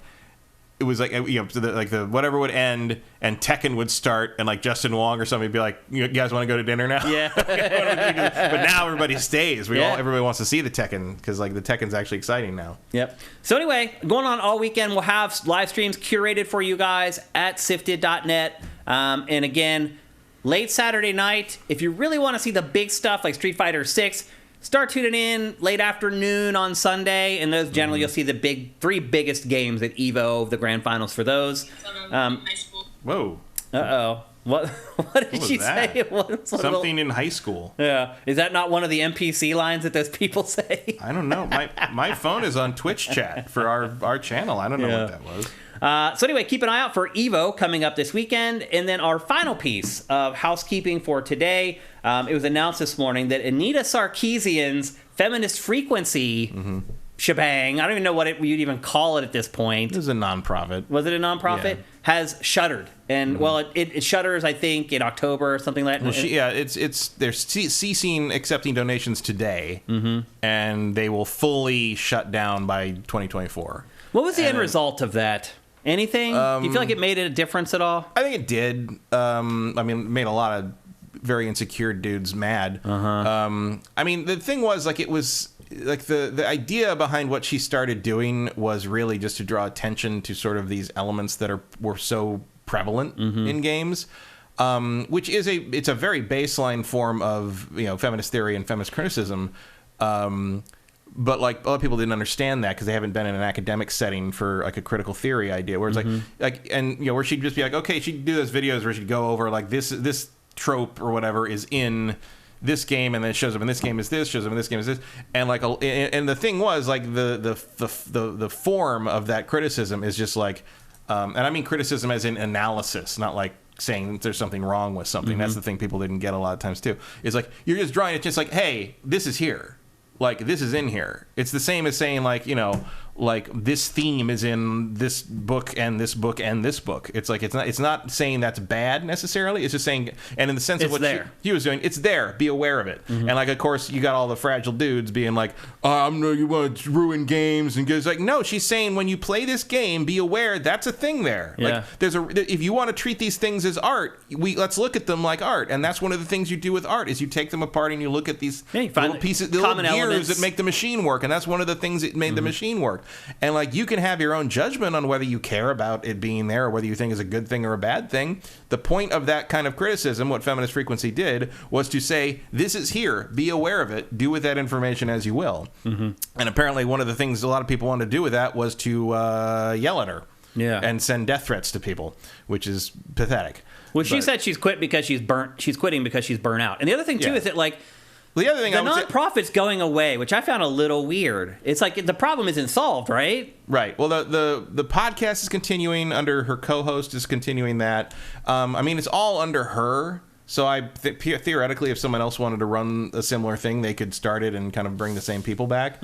But I would also imagine their donations have dried up for the most part. In the last, they've been doing this for what, 13, 14 years? It's been it's hard to believe how long it's been actually. Yeah. So, and it was successful beyond the wildest. That's what I think has happened, is that the financial end of it is just... Financial end of it's probably dried up. And also, like, that it was a starting level form of criticism for the medium of video games. And I would argue that we are past that now. Yeah. I would argue that the conversations that people that want to have that conversation about games...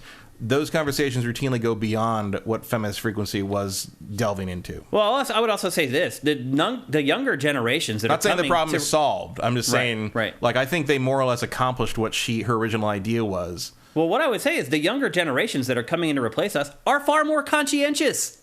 They're on it. Like, they care about this stuff already. Organically, they care about it. So I wouldn't say the work is done, but I do feel like the work that her nonprofit did was work that needed to be done on us and millennials and like these generations, and not necessarily Generation Z and the gens coming after that, because they're kind of already there. I think they already know. Yeah. So maybe their work is kind of done at this point. So I think it kind of served its purpose. And look, say what you want about Anita Sarkeesian or whatever, her videos. Also, the bottom line is she brought awareness to something that needed to have awareness brought to it. And the world has moved on from a lot of that way of engaging. And games have changed. Let's be honest. Like, you see women in games now that just look like women. Yeah. They don't look like an action figure. Yeah. They are not like some kind of porn model. The industry has changed for... Yeah. Not every game does it, but a lot do. So we have seen positive change in games over the last decade, and it's good to see. By no means is it done. No. But like...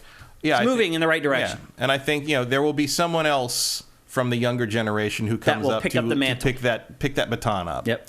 And she has, I'm sure, other things she can do in that space. She's an organizer. She's a critic. She's a nonprofit. She ran a nonprofit. Yeah. She has plenty of stuff she can move on to from there. Yeah. So anyway, congratulations, Anita, on all your work, and best of luck on what you do next. And with that, it's finally time to kick off GameFace 352 proper. But before Mike's Q makes a good point. Some of the fighting games have not got the message yet. But yeah, I would say if there's one genre that is still dragging its feet a little bit, that's it. Yeah, and same. I mean, look at Skullgirls, where they just like, hey, we're gonna get rid of all the gratuitous panty shots of the underage girls in our game, and people lost their fucking minds. Because for a lot of them, that's why they were playing it. Yeah.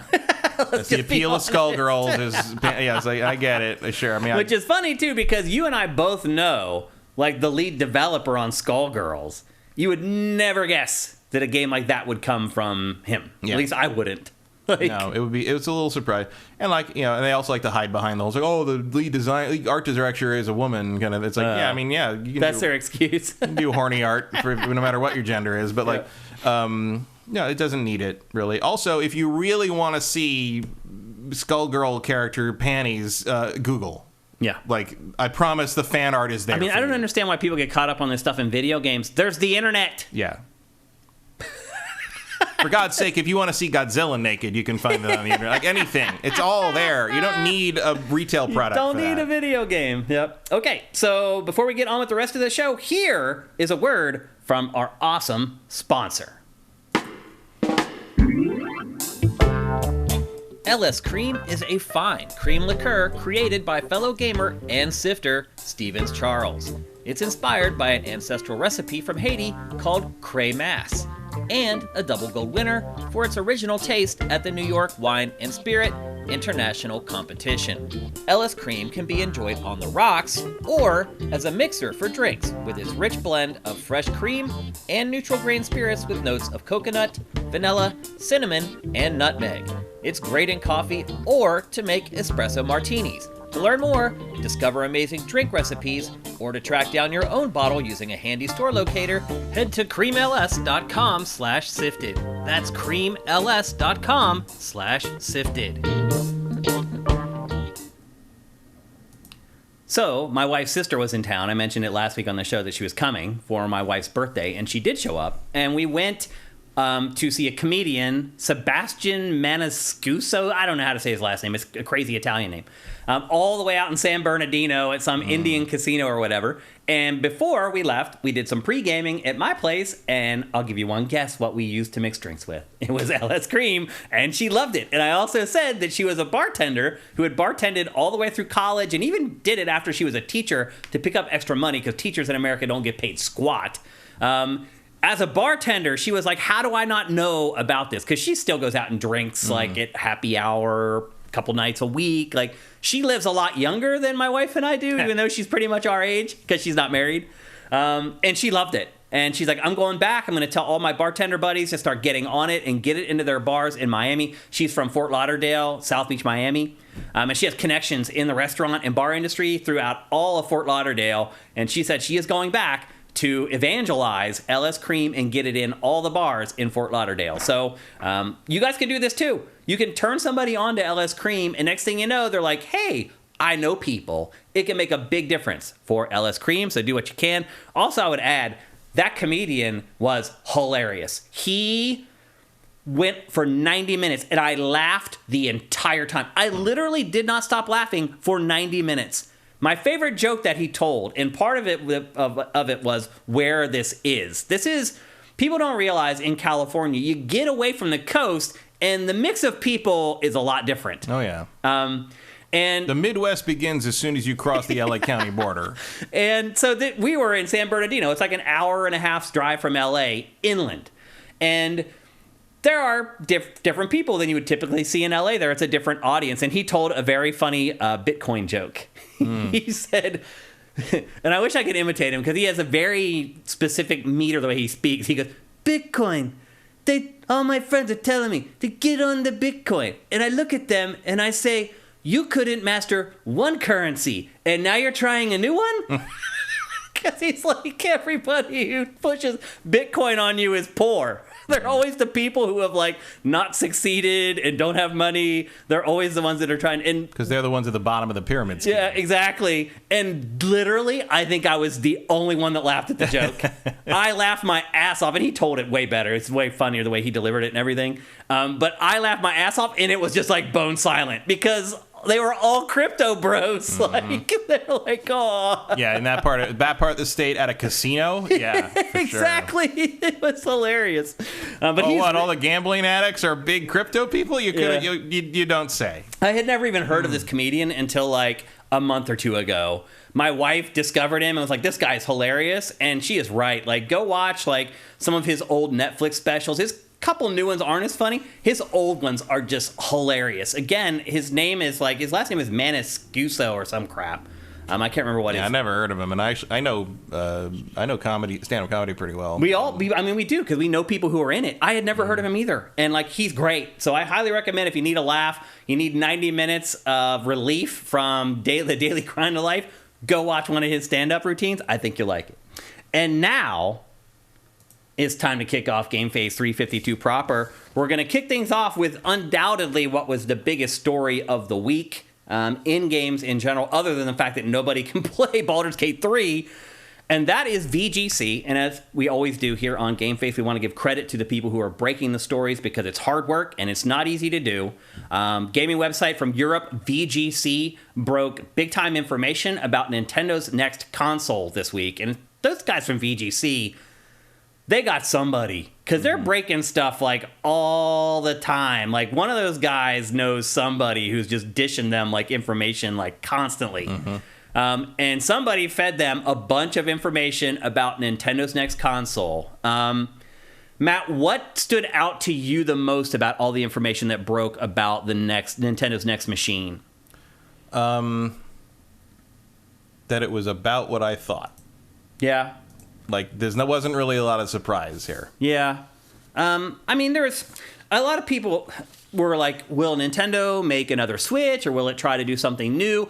I was like 85% sure it was just going to be Switch 2. Yeah, you'd be crazy to abandon the gimmick that basically made this thing the biggest thing ever.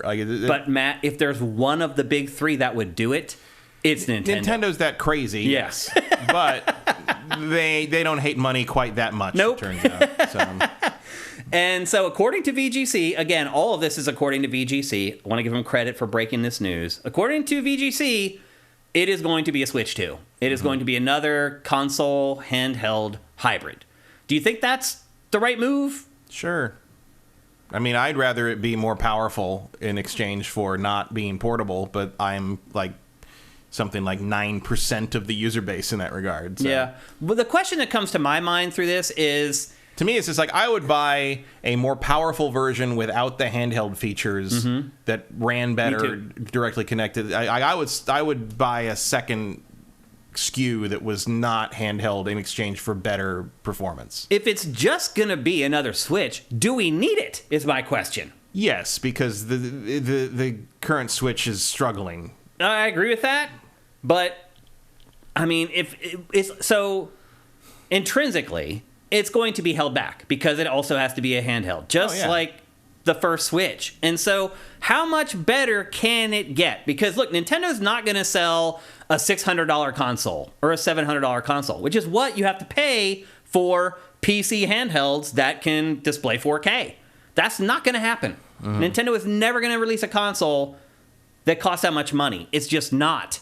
And so you're like, okay, well then what's going to happen? Their targets are going to be really low, and we're going to get another underpowered platform from Nintendo, which again, I'm like, does it need it? Does it need, I guess maybe the better question, Matt, is does it need to reset the platform and call it Switch 2 or Switch Double or whatever the hell they end up calling it, Switch Back, whatever, which I just came up with for the name for the new Switch, by the way, Switch Back.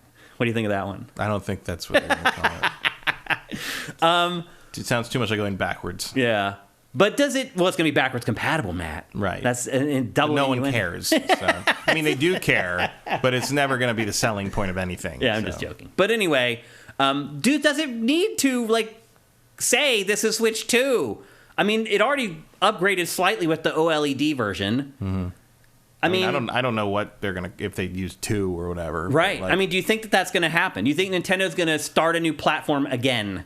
Or do you think it's just going to be called Switch, whatever model? I think they'll call it the Switch something. I think they'll call it the Super Nintendo Switch. Or what if they just call it like Switch 2K or something? Maybe. I mean, Switch 2K is. I mean, it just feels like you old. 4K would sound a lot better, but we know that's not happening. No. Well, so Switch 2K just leaves you wide open to be like, why isn't it 4K? Right.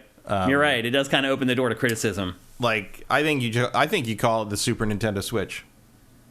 I think that's a great idea. Like, that's it. Like.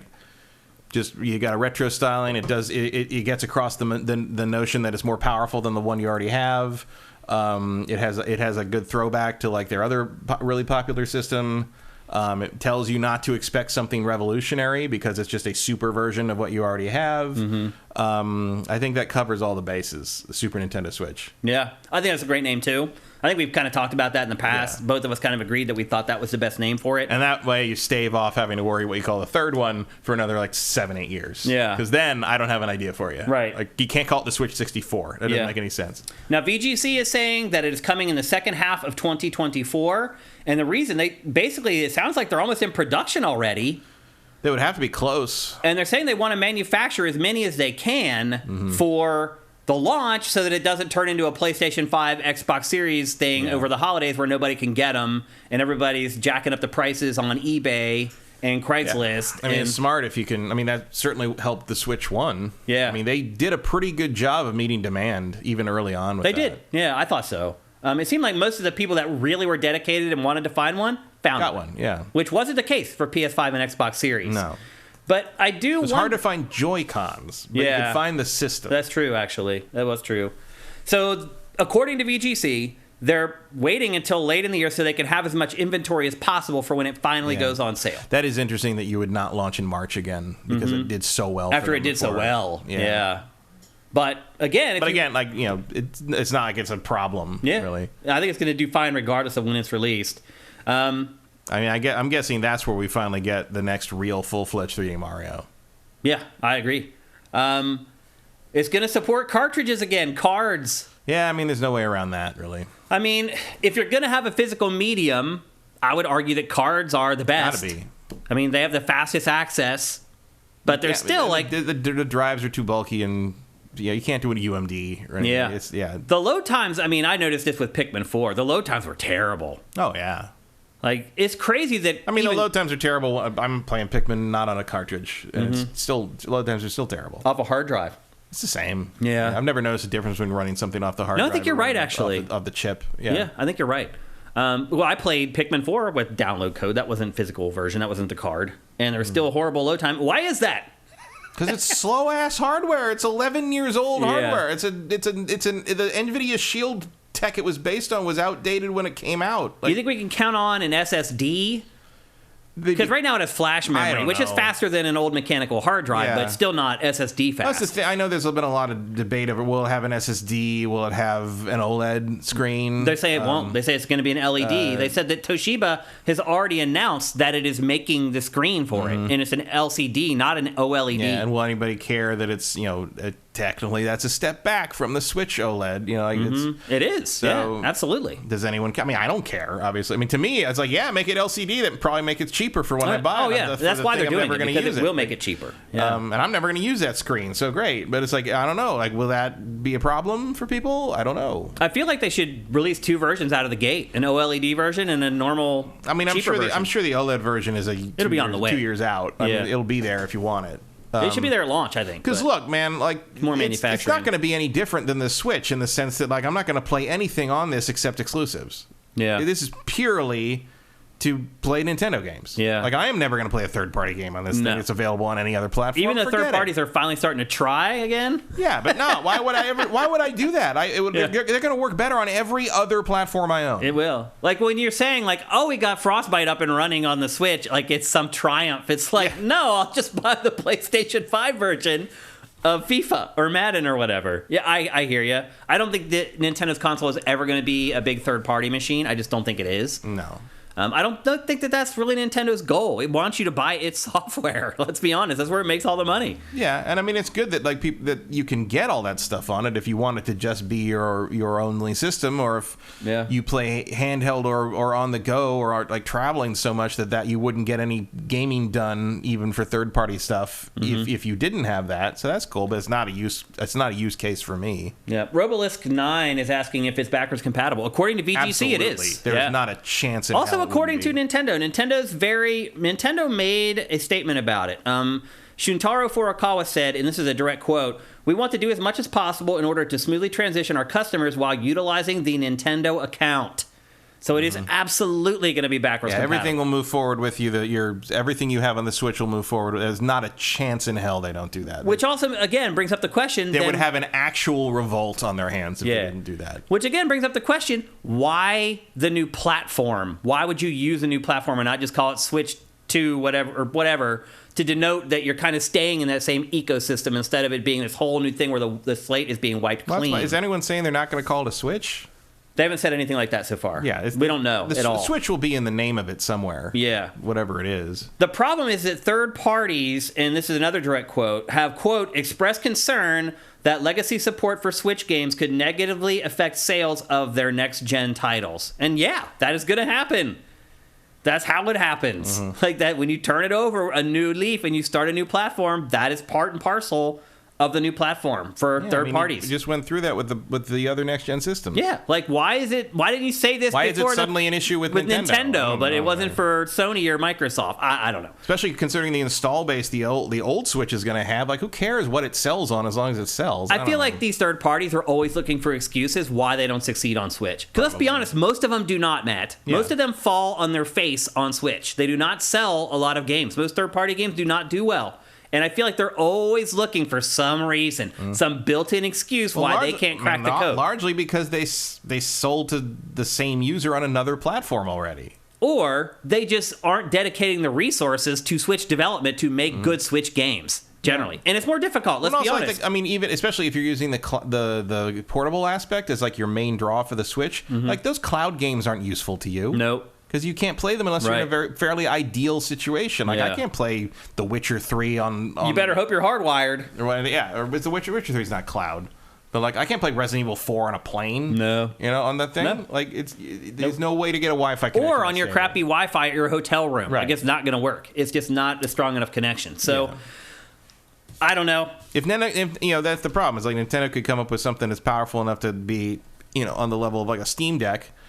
That would solve a lot of that problem, but then you'd have a price like a Steam Deck, and that is not what Nintendo wants. Yep. So, or what Nintendo's customers want, I would think.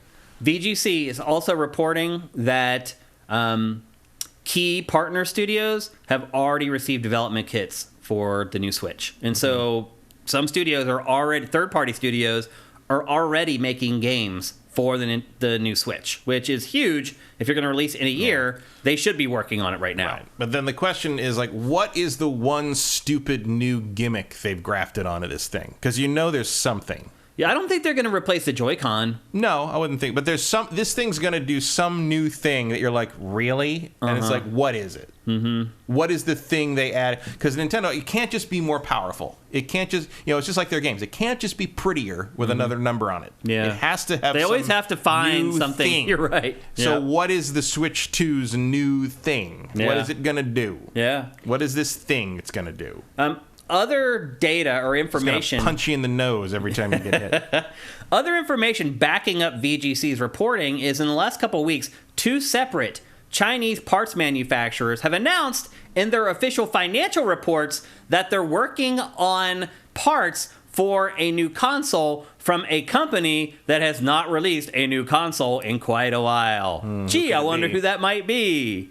So... 2 parts manufacturers in China are already saying that they're supplying parts for the new Switch, which again would align with VGC's reporting that it's coming out next year in the late part of the year.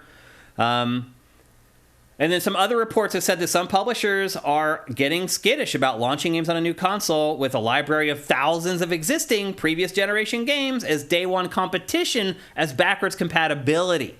So they're like, look, there's all these cheap old games that people are going to buy. We put out this hot new game just for the new Switch.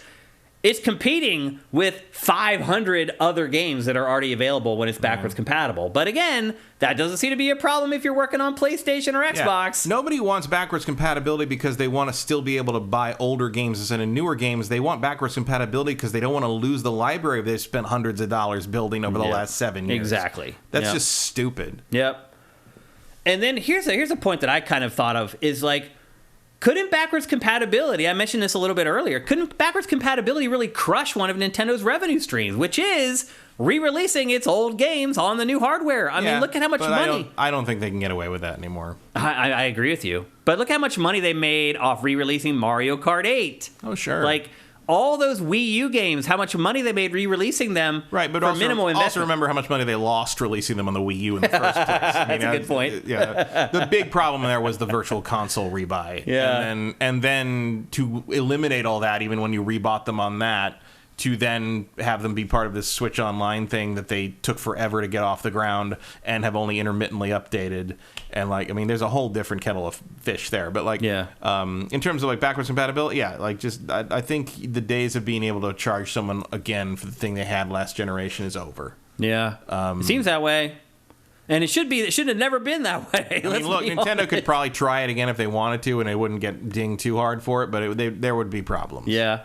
I do think the Joy-Con are going to stay. I think they'll just snap on to whatever the new Switch is, because there's like 200 million of them out there. I think Mike's Q is right. It'll have a camera. For what? Just FaceTime stuff, or like that was on Wii U. Adding your face to things and shit like that. I mean, maybe. The Wii U had it. I mean, it introduces privacy problems. With kids. Kids, and it also disturbingly feeds into the... that ESRB thing. Right. Using facial recognition to buy games. Yep. El Guapo asks, I think pricing is going to be a challenge. At release, do you think that the price remains the same as the current Switch? It can't be any more expensive since PS5 and Xbox Series isn't that much more expensive. Also, there's price cut right now for PS5 in a lot of places in Europe. €75 it's dropped right now. And the sales went up like 70% from that €75 drop. Yeah. So it made a huge difference almost immediately. Yeah. My guess is this launches at the same price the Switch launched at. You think? Yeah. You think they can afford to do that? Or you think they're willing to take a bath on it at first? I think that's just about how much it's going to cost. I think it's going to be that underpowered again. Oh, really? Yeah. It'll be interesting to see what chip they use. I don't know. We haven't really got any rumblings about that. Probably something made circa 2016. Yeah. 2017. What do you think the max prices Nintendo can charge for this? I think 300 your ceiling on this thing. I mean, I think it's going to be more than that. I agree with you, but I think it's going to be like $400. That's not even 100 less than an actual next-gen system. Well, I mean, actually, at the €75 discount right now, it's almost the same price. Yeah. So, I agree with you. It'll be like Mario. 300 is a sweet spot, but I wouldn't be surprised if Nintendo tries to charge $400 for it. Mm-hmm. I think a lot of it will depend on... I guess you could maybe have a version that's $300 doesn't come with any Joy-Cons. Yeah. Like that's a bare true. bones Actually, thing. That's not a bad idea. Because, I mean, look, someone already has a Switch is going to have kind of an accessory like fleet already. Yeah. Well, like I said, there's hundreds of millions of Joy-Con out there. So that would be right. Maybe they do sell just a tablet version. The only downside to that would be like you don't want to confuse people who don't know what they're doing, but who accidentally buy something they can't play. Yeah, and then there's a problem. But the only reason I think Nintendo would, but you could definitely do like a core system that would just be the system and nothing else to keep the price down. The only reason I think Nintendo might ditch the Joy-Con is because it's tired of paying to fix the Joy-Con. Well, I think there's a redesign of the Joy-Con that can happen that would solve ship some out of those with problems. The new systems. Yeah. And then as people send in their old Joy-Con, you replace it with the new one. Yeah. They can find ways to do it. You could basically a soft recall in a way. Mm-hmm. Yeah. We'll also explain maybe why they didn't do anything about it, because they're just like, we'll just redesign it for the next system and call it a day. Yeah. So pie in the sky, what you would want from Nintendo's next console is just something on par with like PS5 or Xbox Series. Yeah. Me too. I mean, it's not what I'm going to get. I mean, I know. That's what I want too. I want something on par or better. I want to play a Mario game that looks reasonably like that movie. I want to play a Mario game that looks like Ratchet and Clank Rift Apart. Yeah. Is that too much to ask? Yes. Apparently it is. It really feels like it is at this point. But me too. Pie in the sky, I want it to be as powerful as possible. I don't care about the handheld part of it at all. My actual expectation is something that runs Tears of the Kingdom at a pretty solid 30 frames a second. Yeah. That's it. That I think they'll be able to accomplish. I think that'll be a safe bet. Running Ratchet and Clank Rift Apart at 30 or 60 frames a second, no way. You better give me a way to transfer my fucking save games. Yeah, I think they're on the cloud. They better come down to the new Switch. I think all that's a given. I'm not worried about that stuff anymore. I think Nintendo's at least figured that part out at this point. There's part of me that just doesn't trust them. Yeah, I don't blame you. I mean, why would you trust them? Yeah. Remember how archaic it was to like transfer stuff from like, was it the Wii to the Wii U? Yeah. Where they had this weird animation of like Mii's getting on a plane and traveling somewhere. Mm-hmm. Like, it's really and it took like hours. Yeah, it took forever. It's like, come back tomorrow. Yeah. But then there wasn't. It was literally almost as long as actually flying to Japan. Yeah. But I think you're right. They're going to have to do something like that again, where you transfer all the data over from your Switch, because that didn't happen from Wii U to Switch, I don't think. I don't think there was a transfer. I can't think of one. I mean, what would I transfer? Your Mii's, stuff like that. I think at that point, I think that information was just attached to your login account. Because I do miss all my Mii's. Like I had on the Wii, I had hundreds of Mii's, of celebrities and professional athletes. Like my Mii collection on my Switch is like 3 Mii's that I created by hand. Like I lost all of those, unfortunately, in the transition from Wii U over to Switch. So I agree with you. I think all that stuff is just going to happen. All your saves are going to transfer over. All your old game code, you'll be able to re-download it if you want to. I think all that stuff is going to work. And that'll be a huge bump up for Nintendo. Let's be honest. That's an improvement. That'll be the best generation transition they've ever had, really. So I think we're going to get that. More information. My thought is, also notice Nintendo has not put out a statement refuting VGC's reporting. Note that. Right. That's important, that Nintendo has not come out and said that's a bunch of malarkey. So it's true. Like also because Nintendo is not Joe Biden. Right. So. I like the word malarkey though. You're both from that corner. That's true, actually. The Northeast. Yeah. Yep. So anyway, that's the information that we have on the next Nintendo console. I do think that we'll be getting a lot more information soon because VGC broke this information. Nintendo did not refute it, which means I think we'll start getting official Nintendo messaging probably right after November, is my guess. I think maybe we get an inkling of it at the Game Awards because Nintendo still wants to be able to sell hardware, software for the next 12 months. So it's got to be very careful about how and when it announces stuff to make sure it doesn't keep people from buying. You want to let the Christmas sales happen. The first thing they should say is that it's going to be backwards compatible because that will keep people buying software immediately. If you don't say that, then people won't buy games either because they're like, well, what if this is like the other Nintendo systems and I can't play it on this new one, like blah, blah, blah.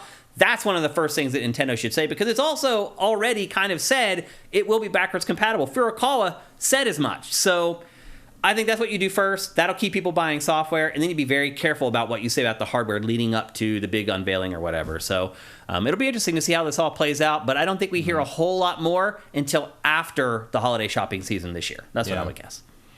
All right, let's move on. We're going to talk next about easily the biggest game of the week, and a game that has kind of turned into a smash hit out of nowhere, which I'm surprised that ever happens this year. Positively received. I don't know if it's a smash hit. We don't have sales yet. It sold 1 million in 4 days. That's pretty good. Yeah, it's really good.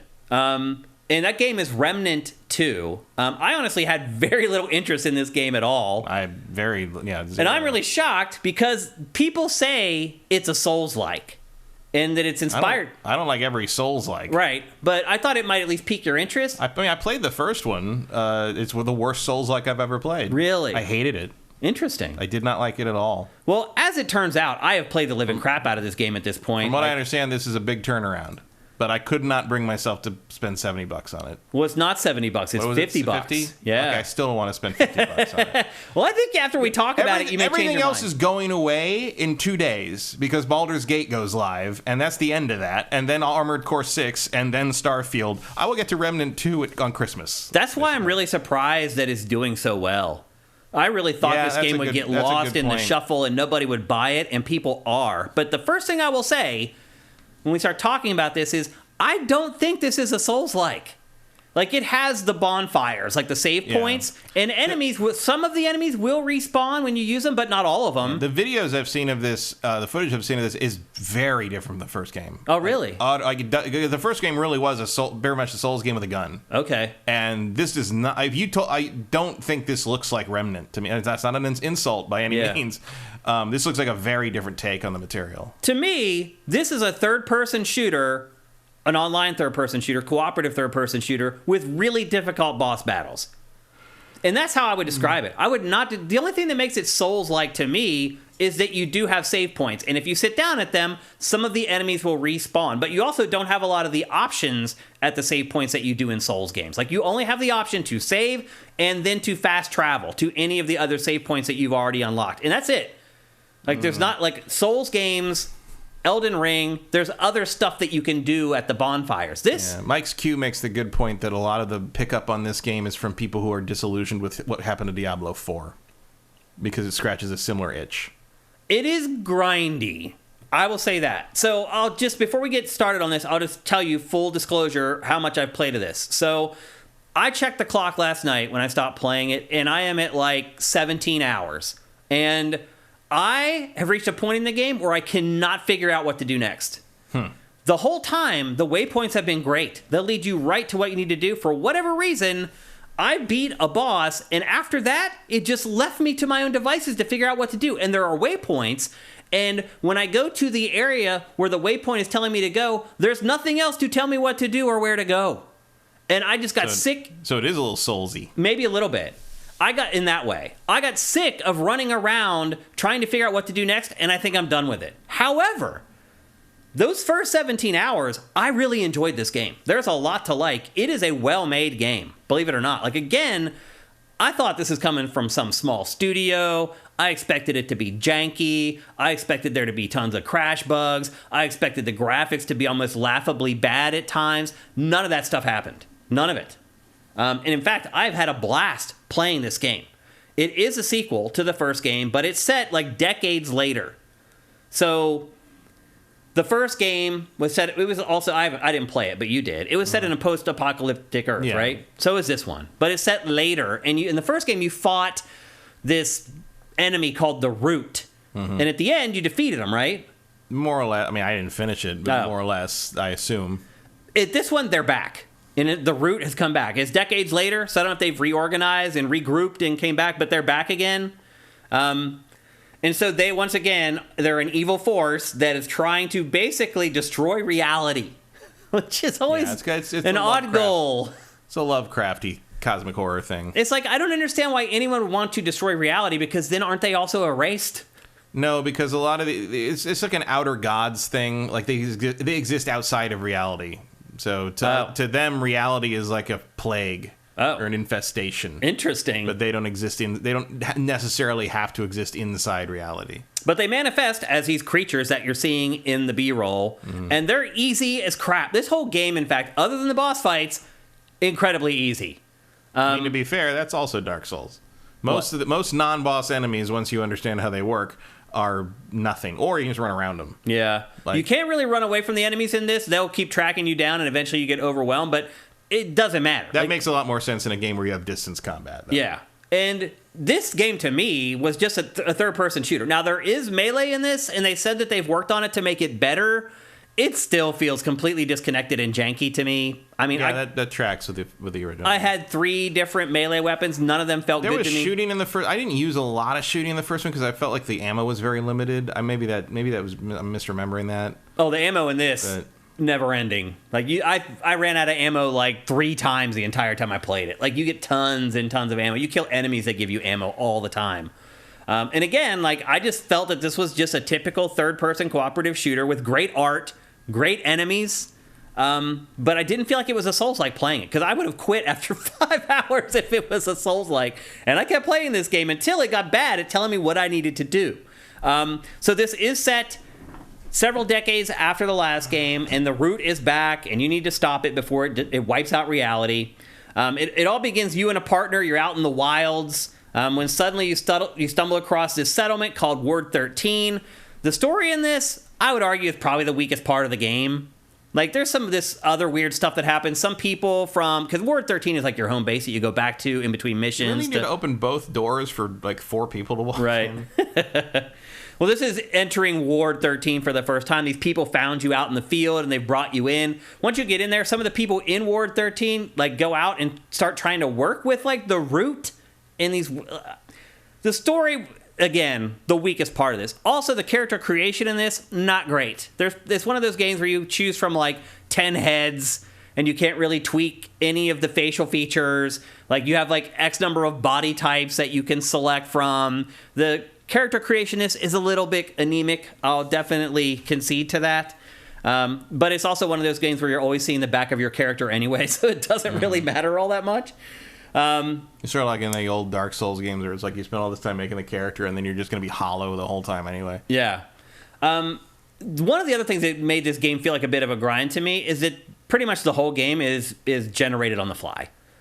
And so they take X number of elements, X number of enemies, X number of buildings, and they just copy and paste them with different color palettes. That, to me, got a little bit old, and it also made me quit because everything kind of looks the same. Mm-hmm. So if you're wandering around trying to figure out what you're trying to do, and everything looks the same, and when I say the same, it's like the same bungalow is used over and over. The same build. It was a little bit like BattleBit Remastered from last week, where it's like, hey, here's this new map. But here's the same exact building from the other map. It's just colored different. Like you get a little bit of that in this game as well, because everything is just procedurally generated.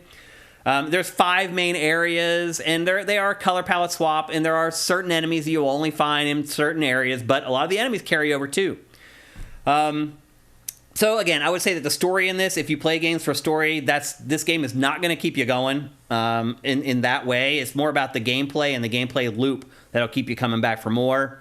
But I guess one thing I will say too is that like I got stuck at a couple points, and there's really no way for people to help you because it's all randomly generated. So you kind of have to figure out the stuff on their own. The boss fights, they could help, like guides and stuff can help you with that stuff. But if you're just trying to figure out where to go or what to do, because the levels are randomly generated, nobody can tell you, like, go here, make a right, go down 2 things, make a left. It's like, because your map is different from everybody else's that plays the game. Now, there is drop-in, drop-out co-op. You can play with up to 2 other people, and that works great. Like, there were constantly people coming into my game, coming out of my game. You have complete control over kicking them or banning them permanently. So if they come into your game and, like, mess with you, you can just get rid of them. You don't have to worry about it again. And again, just organically, they come in and out. There was a couple times where people showed up right on cue, right before a boss fight. And I will say this, it does seem like they scale a little bit for how many people are playing, but not much. Like, having extra players is a help in this game. Like, they don't scale it, so now the boss has 3 times the hit points or whatever, because you have 3 people fighting against them. A lot of the stuff stays the same, so having somebody play with you actually does make the game easier.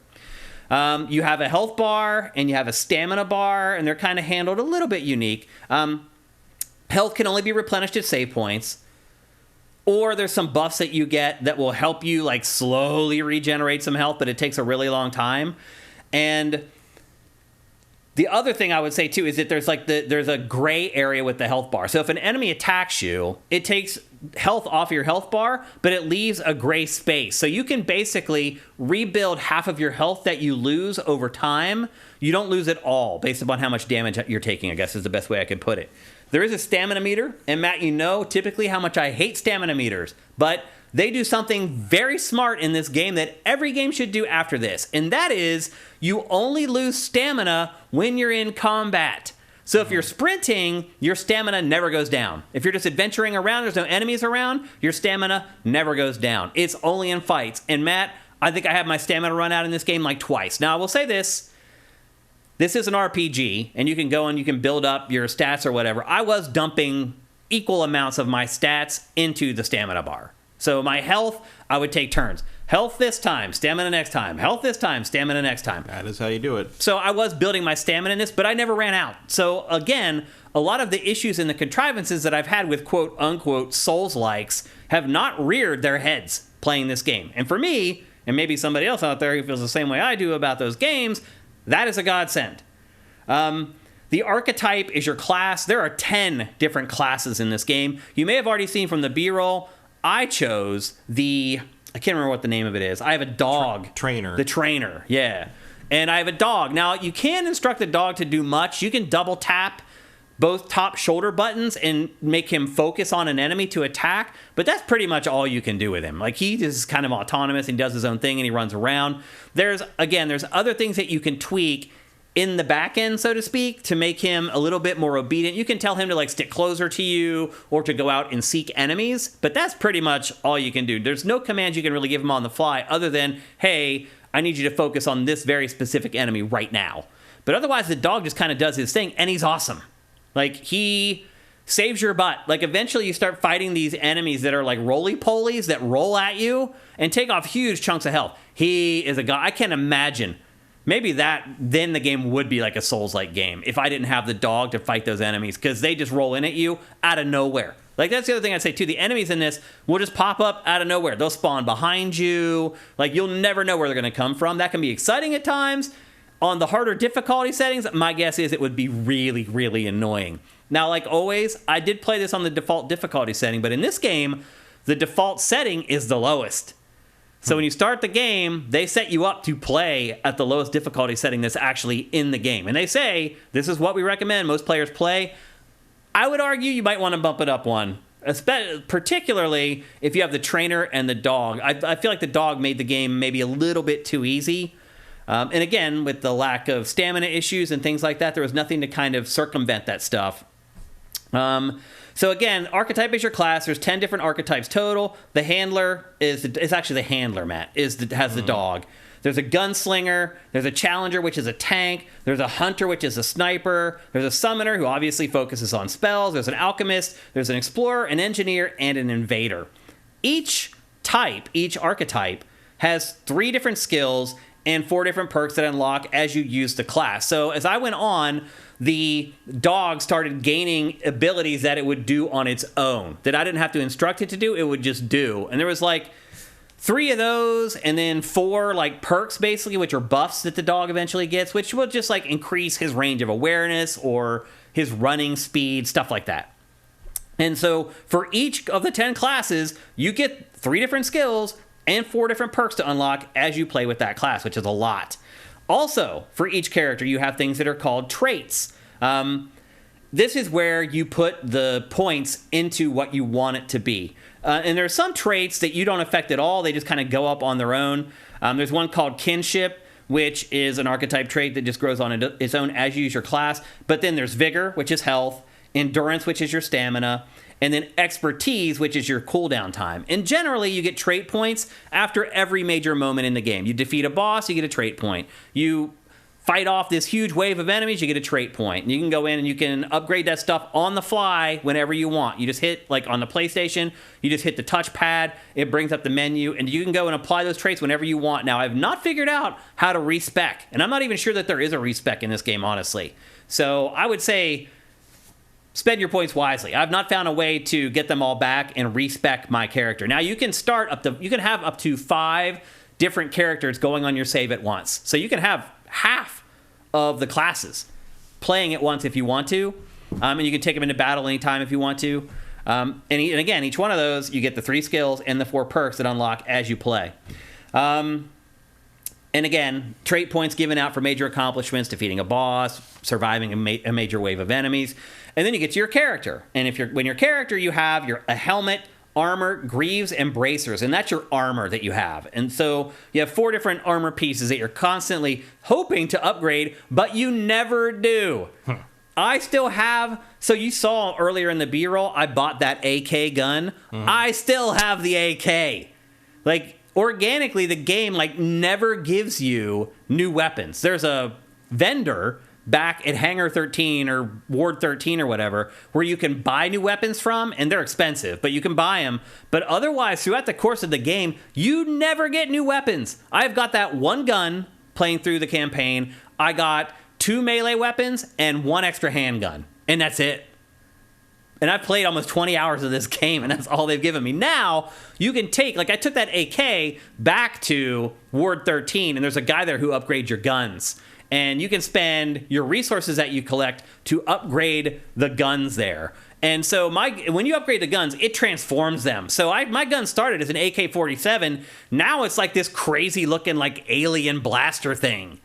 So the changes in the upgrades for your weapons in this make a big difference, even though you don't get a lot of new ones organically playing through the campaign. The map is very much like Metroid Prime. It's a 3D wire map. For the most part, it works fine. But again, when it starts getting complicated and like the pathways are over top of each other, it starts to get confusing and hard to understand. And again, I got to that point in the game where I could not figure out where it wanted me to go next largely because of the map, unfortunately. Let's see. So the character, you have your helmet, your armor, your greaves, and your bracers. And you do get upgrades for those a lot more than your weapons, but still not a ton. Like, that helmet that I'm using in this, I'm still using. And this B-roll is from, like, the first hour that I played the game. And I'm still using that helmet, and I think those greaves almost 20 hours later. So there's not a lot of gear churn, which I'm okay with. I'm tired of, like, these games where you get a new piece of gear, and it's, like, 0.5% more powerful than what and it just turns into this, like, nervous tick almost, where you're constantly opening up the menu to check the gear to see if it's more powerful than what. Like, in this, you don't have to worry about it.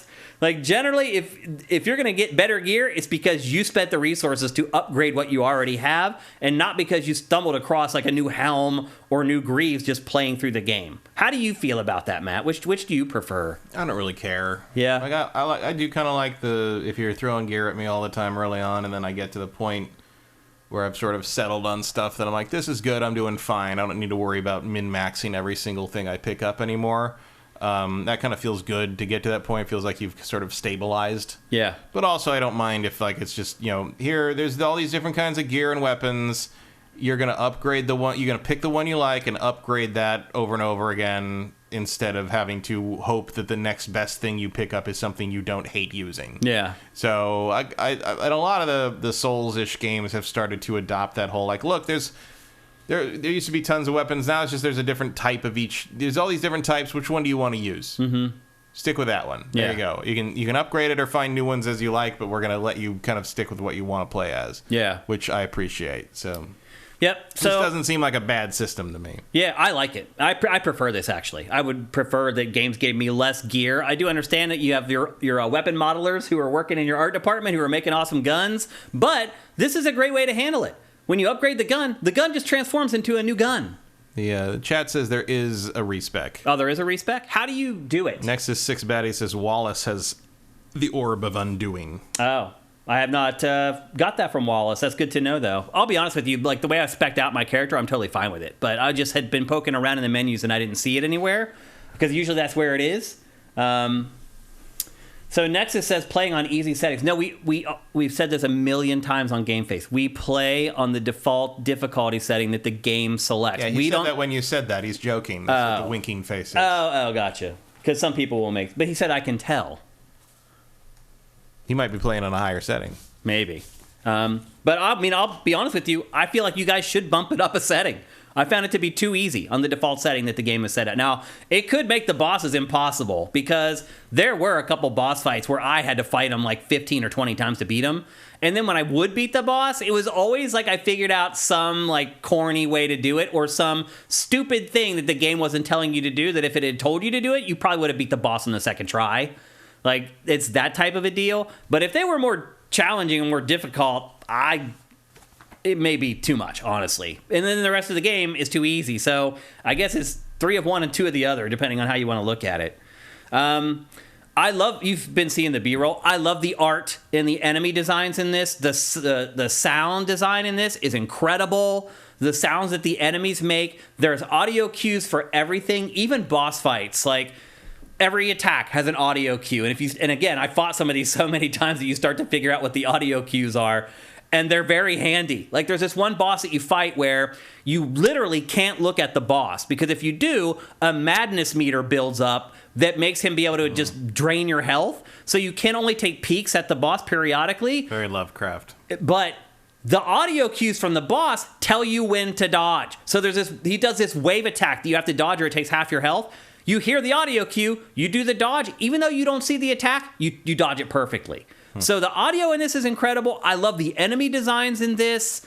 All the creatures are great. Like, there's a huge variety of the enemies in this. Like, I never got tired of fighting the same enemies over and over again. I was really impressed with the production values in this game in general. Again, I really thought I was going to go into this game and it was going to be a typical indie game. Low budget, lots of problems with the graphics. No. I haven't run into any issues. Like, this is a very polished game. In fact, I mean, it's Unreal 5, so it better be. This game was published by Gearbox, believe it or not, which is now starting to publish games more often. Somebody should snatch up this studio, is all I'm saying. It's called like Gun Studio or whatever. These guys are good, man. Like, I wouldn't be surprised if somebody snatches these guys up real fast and gets them in their stable, because these guys are making big budget AAA games right now. Already. And if you can just buy them for a couple $100 million, you have a machine to make big budget games for the foreseeable future. So I love the art. The graphics run great. Never had a hint of slowdown. Character models, one thing they could probably work on a little bit. They can improve on. But otherwise, game looks and runs great. The combat, I already talked about how the melee feels disconnected. The guns feel great. They feel awesome. Like, the headshots you get that little snap in the controller, the sound effects that tie into the gunplay, all great. Felt good to shoot the guns. I thought the melee felt like crap. Even the pistols in this feel good, because the pistols are like, they're almost like handheld machine guns. They fire at really high rates of speed, but they burn through their clip in like 2 seconds or whatever. So they can come in handy, and even they felt good to use. And I hardly ever use pistols in video games, like hardly ever. But I use mine in this a lot.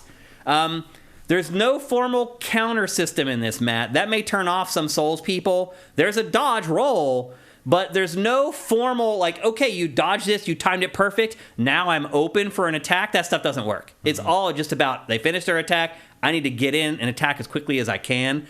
There's no formal process of like, oh, I timed that perfectly, and now they're staggered, or now they're frozen, or now they're in slow motion. There's none of that. You just dodge the attack, and that's pretty much it. And that's how it works. And it's fine, but I do realize there are some people who like the more pragmatic approach where there's a system set up where, oh, I timed that dodge perfectly, and now the enemy has reacted to it, and now I have a window to attack. That's not how this game works, but I didn't feel like it was worse for it.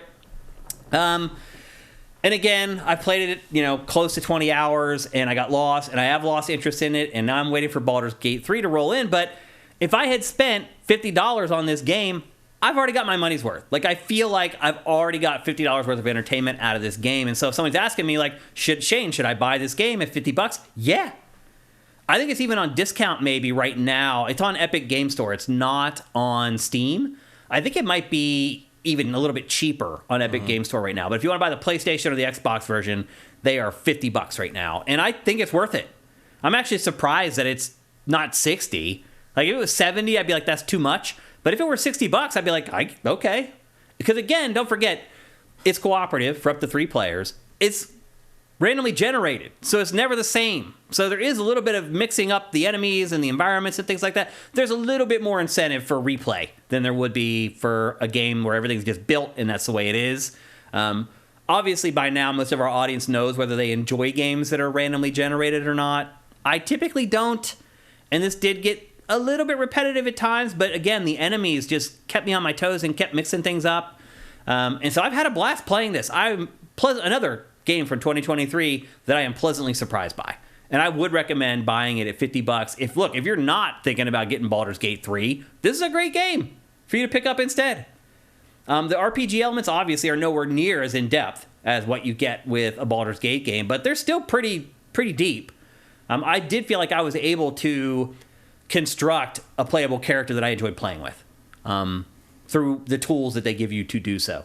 There's also, so I wish I could find the B-roll so I could walk you guys through it really quickly. Well, actually, right there it is.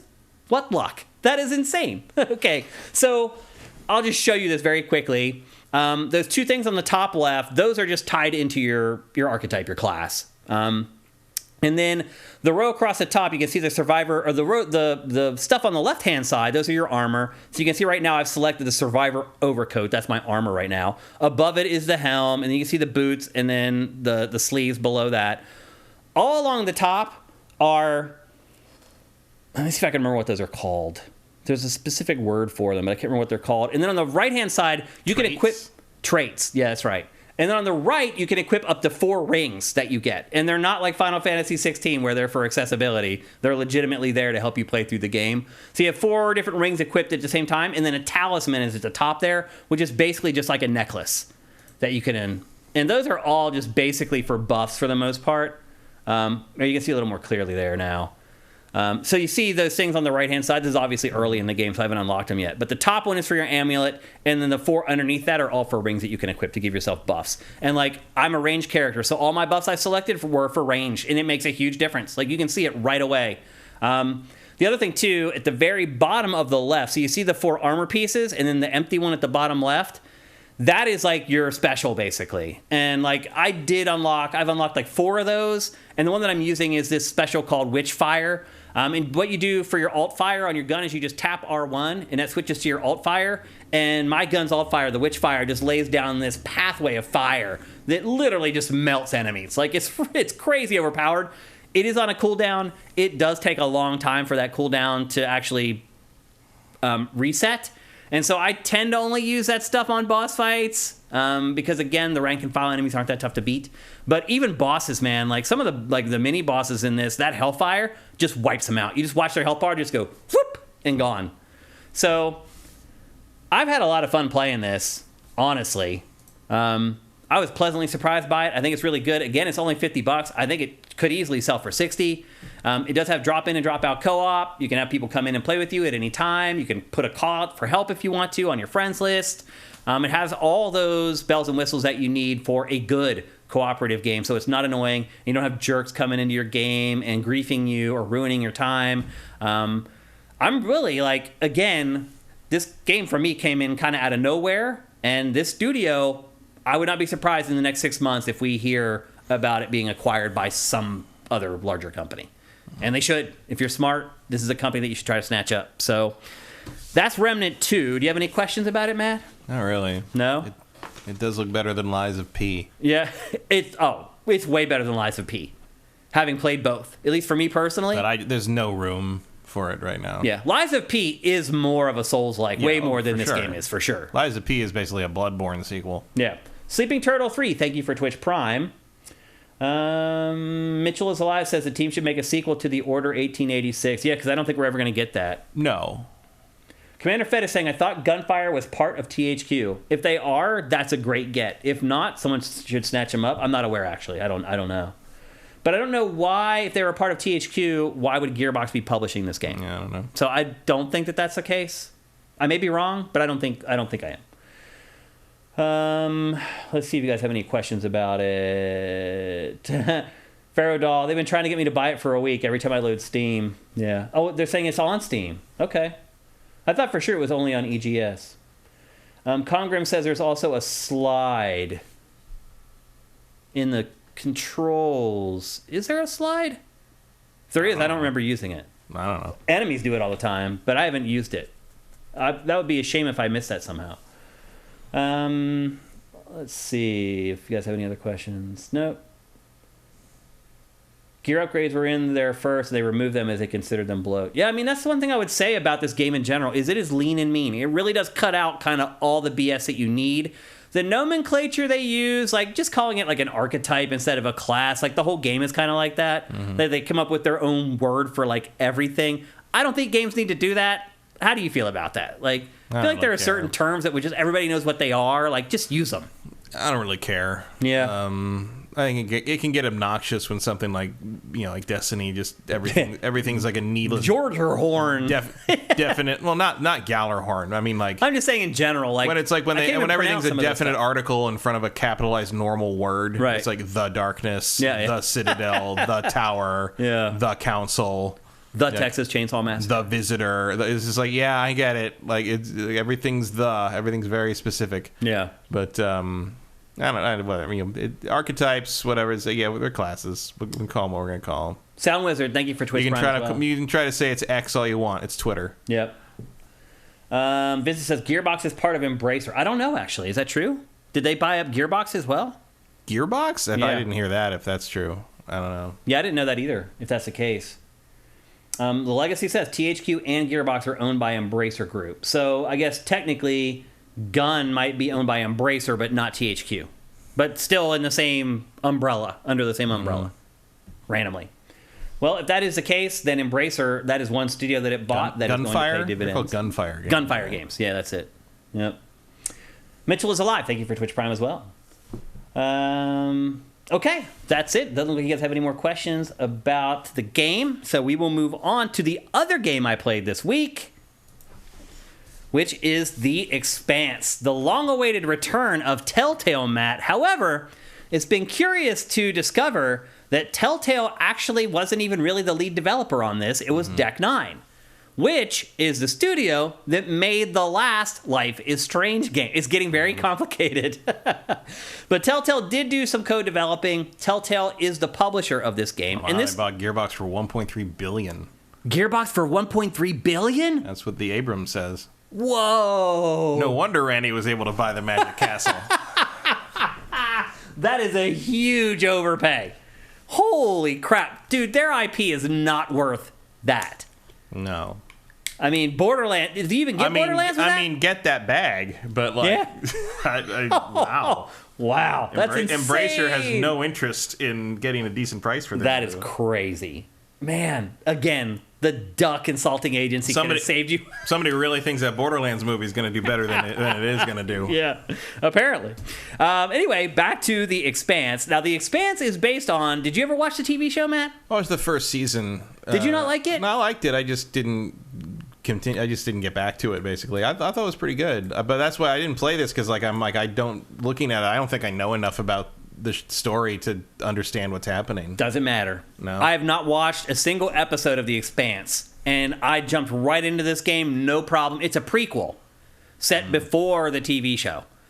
So this sets up the stuff that happens on the show. I would argue, actually, that if you are a fan of the show, it might be a detriment to playing this game, because you know ultimately what happens to these characters eventually. So you may know, like, say, for example, you see a character in this and you're like, I've never seen that character before, but I watched the show religiously. Chances are that character dies in this game. See what I'm saying? Mm-hmm. Like, it actually could be a detriment to playing this if you actually know the property. But the show was 3 seasons on Sci-Fi, and then they canceled it, and then fans freaked out, and Amazon Prime picked it up and did another 3 seasons, and its last season ended last year, and now it's done for good. It's canceled. Yeah. Which is unfortunate, really, that this game is coming out after, kind of the hoopla is all over around the show.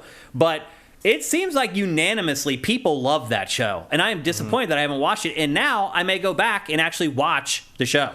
It's pretty decent hard sci-fi, like as far as TV show adaptations go. Like, it's based on books that are, they get the science as right as they can for what's happening. There's a lot of worry about pressure and gravity and, how that all works, and like that people on Mars are a little taller because there's less gravity there and all that. They get into all that. Yeah. And what it's like to try to live on like an asteroid station and things like that. It's interesting. What I read about the show, just to prepare to play this game, was that how did they put it? It makes the value of it depletes the value of human life. The human life isn't worth that much ultimately when everyone's living in space. Did you feel like the show, that was one of the big messages? I mean, the idea that life's cheap and a lot of people, it's a class warfare thing to a large degree. It's like, people are disposable cogs in a massive machine that's built to make money for an elite few. I mean, it's a non-subtle criticism of capitalism writ large. It's not that kind of thing. Much like a lot of sci-fi stuff like this, it's some of that in Total Recall too. That's true. Yeah, and there's a lot of basically there's a lot of stuff about the people that end up in various places in the solar system or out in space. Like those places develop their own cultures, and at a certain point, enough people get born or live or grow up on Mars that they don't consider themselves Earthlings anymore. Yeah, and that's where the conflicts come in. It's almost like a Civil War story. Interesting. So. The way it's set up is season 1 has 5 episodes, and there's going to be a bonus 6th episode as DLC. And basically, they put out the first episode just came out a couple days ago, and then every episode is staggered 2 weeks. So it takes 2 weeks for the next episode to come out until they get through all 5. They haven't really shared the release schedule for the bonus DLC episode yet, so we don't know if that'll come 2 weeks after after episode 5 or what. But there will be a 6th episode. How do you feel about this, Matt? Because I'll be honest with you, like, with Baldur's Gate coming, I would have preferred if they just put out all 5 episodes at once. And I got to play them when I had the time to play them instead of having to wait 2 weeks and then wait 2 weeks. And then 2 weeks isn't bad. I mean, I played Kentucky Route Zero, and that took 6 years at some point to get that last episode out. Yeah. So that's, because the problem with the episodic thing for me was that sometimes they would be spaced so far apart that I'd forget what happened. Yeah.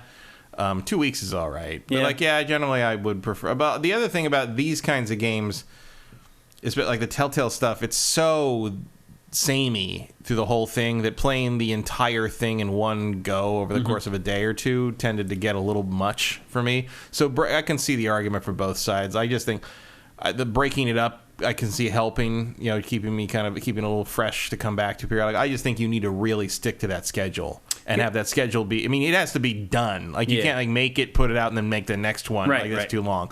Like, I think if you're going to do it, do it every week, do it every 2 weeks is fine. But a month, I think, is pushing it. Yeah.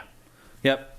I would have preferred to be able to play them all at once, honestly. Same with, like, Netflix shows. Like, I always prefer if they just put them all at once. I know people say, like, oh, but then you lose, like, the water cooler talk. I don't do that. Like, I work from home. It is better for the shows to put them out week to week. Yeah. Like it builds hype during the week. Builds hype. It makes it part of the zeitgeist, makes it part of the conversation. Like the fact that they dumped the whole new season of The Bear out in one thing, like that's gone already. Like no one's talking about it again. No, that's a good point. Over. Yeah. Like whereas like it does extend the lexicon. I don't know if that applies to like a video game though. Yeah. I haven't seen anyone talking about this one way or the other. It's like my wife doesn't go to work at her job and stand around the water cooler talking about a video game.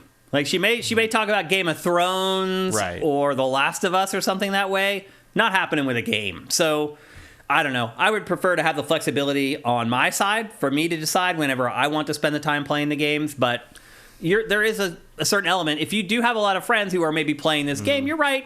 You could talk about the game for a couple weeks or maybe even go online on social media and talk to fans about it. I don't know. I just always prefer to get them all at once and be able to consume them at my own pace.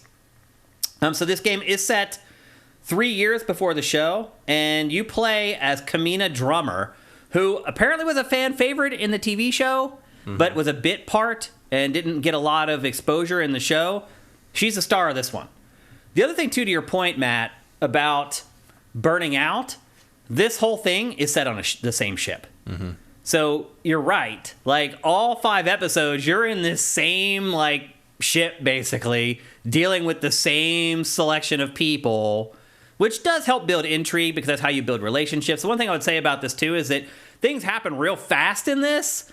Like, you go from being, like, an acquaintance to, like, best bros in, like, 5 or 10 minutes. You kind of have to for games like this, I feel like. But that is one thing I would say. The pace with things happen in this are very fast. For example, like, you just saw in the B-roll that little, like, wrestling scene between the two women. Well, next scene, they're, like, into each other. Like, there's no, like, flirting or no, like, buildup of a relationship. It's like, next scene, they're both like, hey, you're kind of hot. Like, things move fast in this, to say the least. So again, it is set 3 years before the show. You do not have to have watched the show at all to enjoy this. Like, again, I haven't watched a single episode, and I've really enjoyed my time playing this. I got sucked right in. And the pacing is just awesome. Like, there's no throwaway scenes in this. Every scene matters. And I think that's what helps, like, jump forward in time as much. There's not as much character development, but it just keeps things moving. It's just like bam, bam, bam, bam. And every scene matters. Something of consequence happens in every scene related to one of the people. Per episode, there seems to be 2 or 3 huge decisions that you make. And when I say huge decisions, that means he'll remember that or she'll remember that flashes up on the screen. Mm-hmm. And then there's just lots of little smaller decisions that you need to be made. Like, one of the bigger decisions I had to make in this was you come upon a crew member who has his leg stuck in a door. And there's a pod on the other side of the door that has, like, oxygen tanks and food and all this stuff that you're going to need for the whole crew to survive for the next however many months. And you have to decide, do you shut the door and cut the guy's leg off, or do you open the door and lose that pod that has all the food and all the other stuff in it? So I'm not going to spoil some of the other decisions. We're not going to talk about the room full of floating severed heads you just went through? That's not a decision, though. Oh. So the setup for this is that you are a part of a scavenger crew. You and your ship, all you do is fly around the galaxy, find shipwrecks or abandoned ships, board them, take all the stuff that's worth anything off of the ship, and then leave. And your leader in this, at the beginning of the first episode, says, hey, I've come across the ultimate score. This ship has stuff in it that is worth so much money. This is our last score. We're going to make so much off of this. We can retire. We'll never have to do it again. And of course, they're like, yeah, you say that every time we go to investigate a score or whatever. When you get there, and that's what you're doing right now, you've just now got to the ship and you're investigating the ship. You get there, you realize that it's kind of I don't want to ruin action. I don't want to spoil anything. But anyway, that's what you're doing. You go and you find ships and you try to, like, strip out. It's like homeless people stripping all the copper out of an apartment complex or whatever. You go and you strip all the valuable stuff out of the ships, and then you take it and you go and you sell it on the black market or whatever. That's kind of the whole setup for this. And you are on the ultimate score. That's where you're at right now. You're on the ship that you flew to try to take all the stuff of value out of it. Once you get there, something happens that I'm not going to spoil because it's kind of a big twist to the entire story. But again, after you play this for like 10 or 15 minutes, you realize very quickly that every scene matters. Every scene makes a difference. Every scene is tying into what's going to come later with your decision making.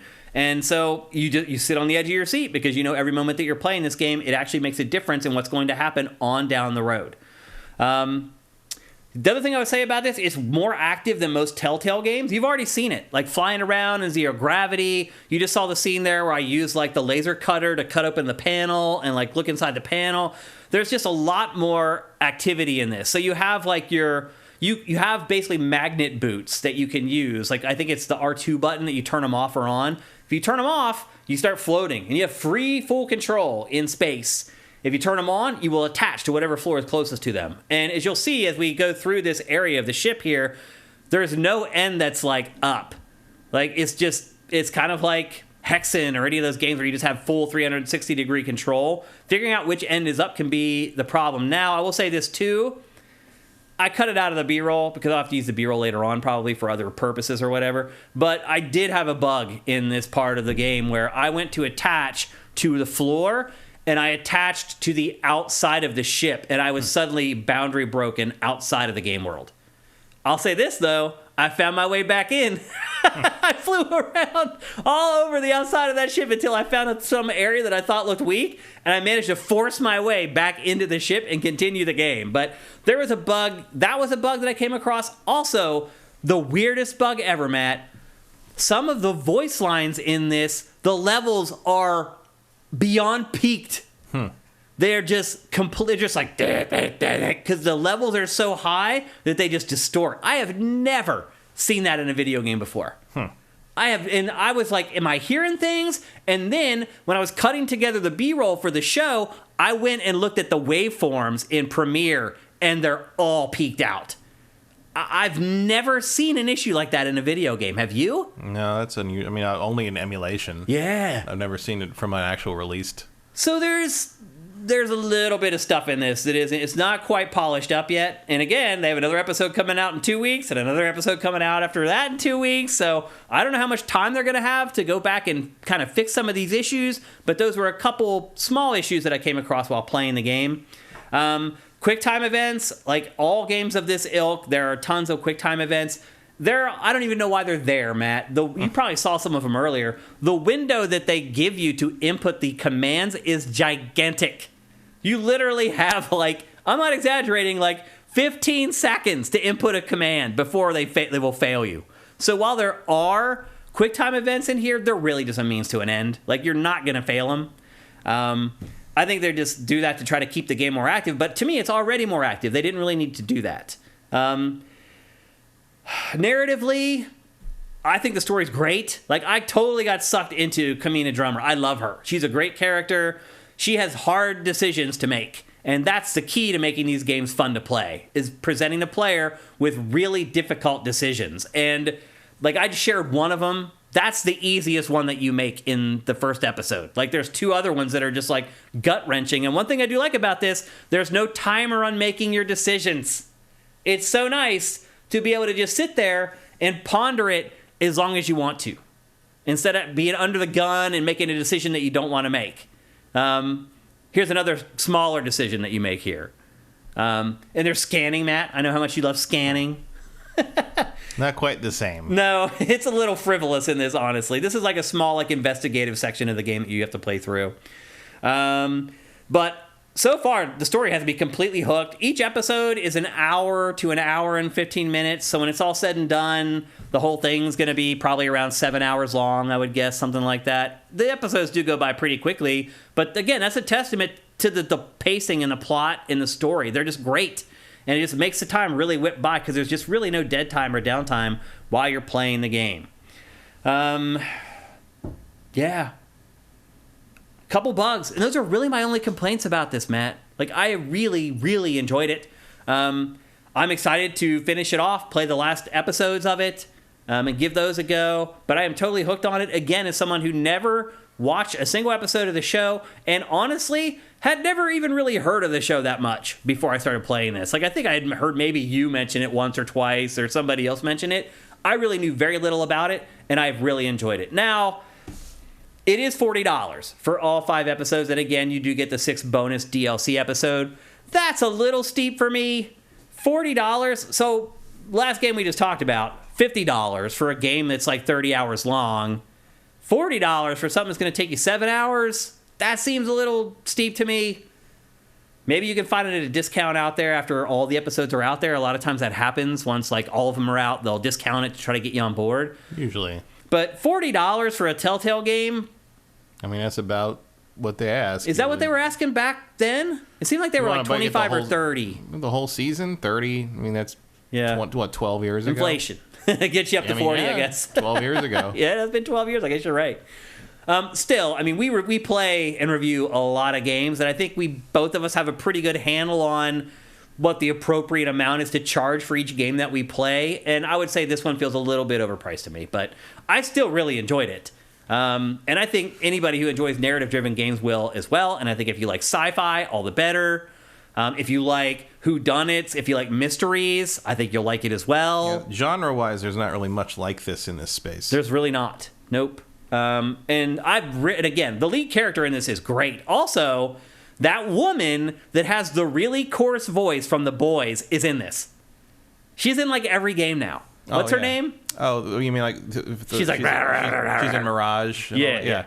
I can't ever remember her name. But she's in this as well. I mean, she's been around forever. But now, all of a sudden, she's just in everything, man. It seems like every game I play, she's in there somewhere. I think somebody got her to do a game thing, and I think she liked it, and now all of a sudden she's available for that. You definitely recognize her right away, and she drops the F-bomb. She's very regular. I mean, there's no reason to hire her if you don't want her to swear. She's really good at that. Yep. So, again, this is The Expanse. There's 5 episodes, 6 total with a bonus episode. I enjoyed the crap out of it. I do think the price is a little high, but you know what? I'm willing to pay a little bit of a tax just to see Telltale come back. Like, this place they've been gone since, 2018? Mm-hmm. So 5 years since they've disappeared. And remember, when they left... there was all these questions about the workforce or the environment in in the office was bad and blah, blah, blah. So it sounds like that they've revived Telltale with a better work culture. Well, it sounds more like Telltale is a publishing house now, and they're just contracting people to a little bit. Like, they Telltale did work games. on the development of this, but it was in conjunction with Deck 9. So, and it could just be that Telltale was just consulting on the script or the pacing and stuff like that, and Deck 9 did all the heavy lifting. I don't know, but according to all official documentation, it was co-developed by the two of them and published by Telltale. So it's good to see it back. Like, I generally liked pretty much all Telltale stuff. I never really did burn out on it, although I did burn out on The Walking Dead a little bit. Yeah, like, The Walking Dead was... I had to fight through that last season that I played of The Walking Dead. But, I mean, how many seasons did they have, though? A lot. Like, it took a long time before that happened. And I like how this is more active. It's more of an action-adventure versus just an adventure game, although it still really is an adventure game. It doesn't quite stray enough to be an action-adventure. This seems to have be about on the level of, like, Batman. Yeah. Yeah. You're moving around, you're doing something, but you weren't, like, fighting people, really. Yeah, there was, like, that one fight with quick time. But it's not active. It's not action. Yeah. Yep, so anyway, it's called The Expanse. It is available for everything. Every major platform, PC, both PlayStations, both Xboxes, and Switch. And again, it is $40, which is a little bit steep, but I still had a blast with it, and I probably ultimately did get my $40 worth of entertainment out of it when it was all said and done. And I'm going to get out of this B-roll before you see what decision I made on that thing I was talking about. I already saw it. Oh, really? Oh, it already popped up? All right. Well, then you know what I decided. And also, like, cut that fucker's leg right off. Would you have chosen the other way? Well, I don't know what the vault is. What do you mean the vault? It says, like, lose the vault or lose the vault was the pod that had all the oxygen and the food in it.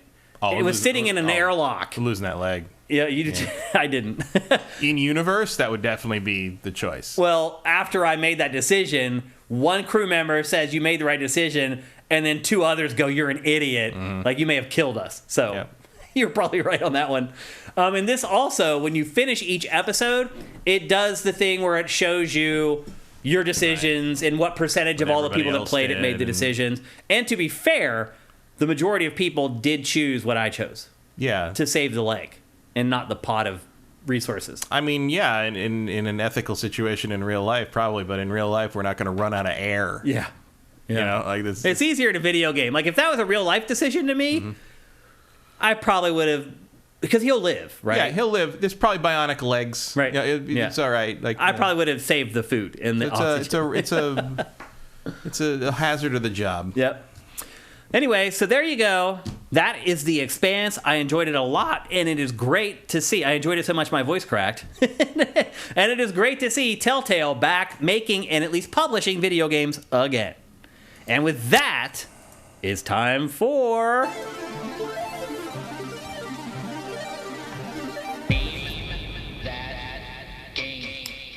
Well, that's right. It's time for Name That Game, where I show you a collection of screenshots from a video game, and you try to guess the name of the game. A couple rules before we get going. If you've won this year, do not play. You can't win twice in a calendar year. You can only win once, so just stay out of it. Don't give any hints. Just let people play, sit back, and enjoy.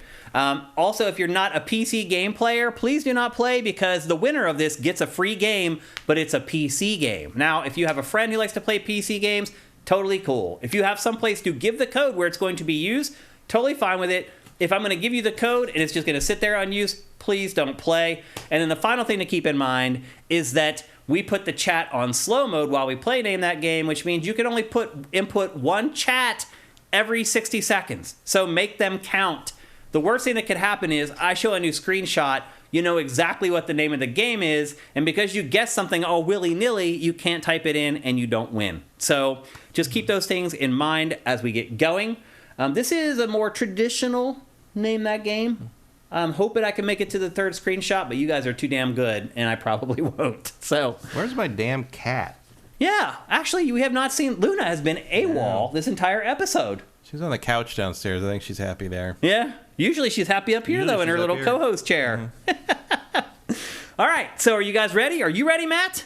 Sure. All right, here we go with Name That Game for GameFace episode 352. And here is the first image. So either you know what the grass looks like in this game or you don't. If you do, you'll get it. If you don't, you won't.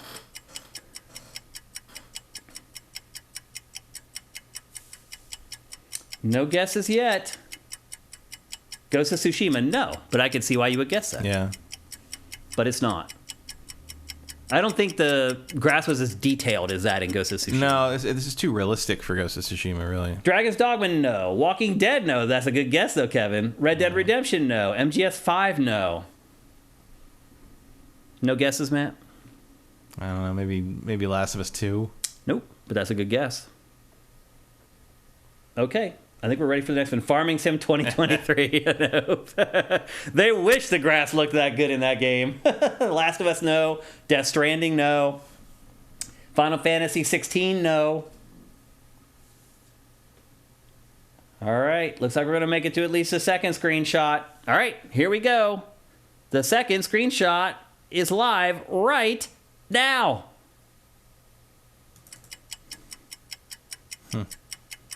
Forspoken? Nope. That's a good guess, though.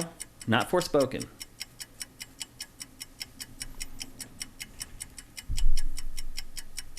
Nightmares 452 also guessed Forspoken. That's funny. Assassin's Creed Origins, no.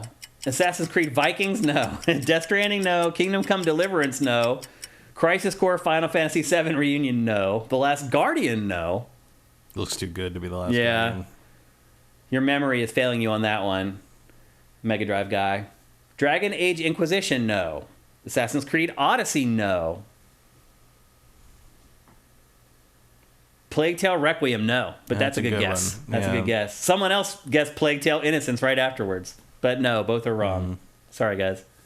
Or girls. Hellblade, no. We already did Hellblade. So that's another thing I should say is, like, I try to never repeat games. So if you can remember that we've done a game before, chances are I may make a mistake and accidentally repeat games, but I try not to. So just keep that in mind going forward when we play Name That Game. Okay, I think we're ready for screenshot 3. I did it. I made it to the third screenshot. And here it is. That gives away a lot more. Oh, yeah. Is that Horizon Forbidden West? Nope, it's not. Witcher 3, no. 2 people guessed Witcher 3. God of War, no. Couple God of Wars, no. JM Rain's got it. It's Shadow of Mordor. Shadow of Mordor or Shadow of War? Shadow of Mordor. The first one? Yeah. Looks better than I remembered. Delfino got it too. Actually, a bunch of people got it from that. Not Cirque also got it. But JM Rain was first, and he's the winner. Once again, a round of applause. I love seeing people like JM Rain win. He said Shadow of Mordor 2, which is not a game. Nah, we'll let it pass. Well, the other guys wrote, Oh, Shadow, Oh, Mordor. Shadow, Oh, Mordor.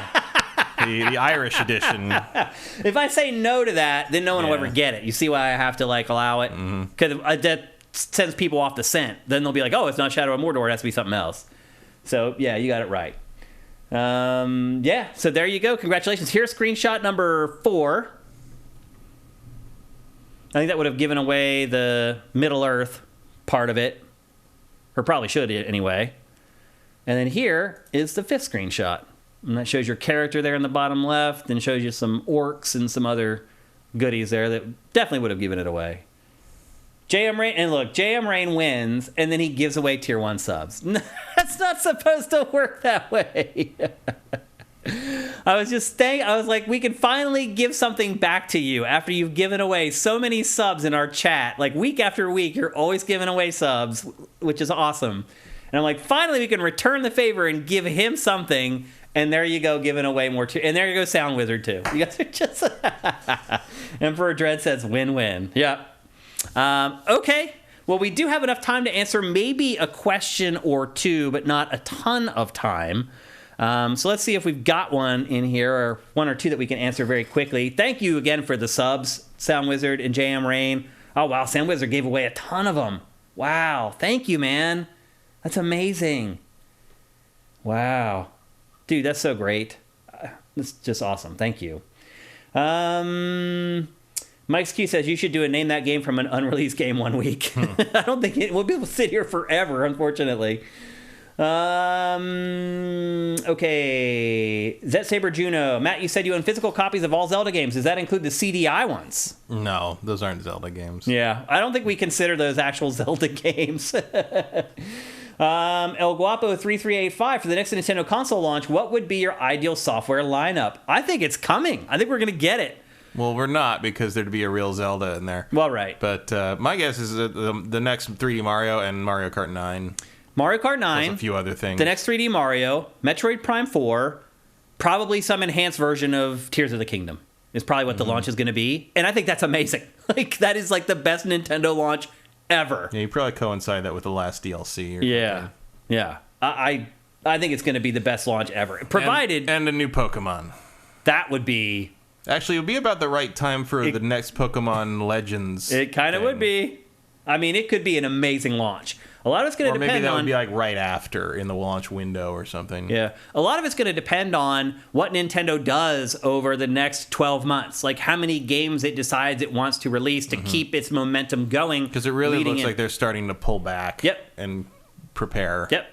And so that's the X factor to me, is like what Nintendo wants to do with Switch software over the next 12 months, whether it wants to release it or start holding some stuff back.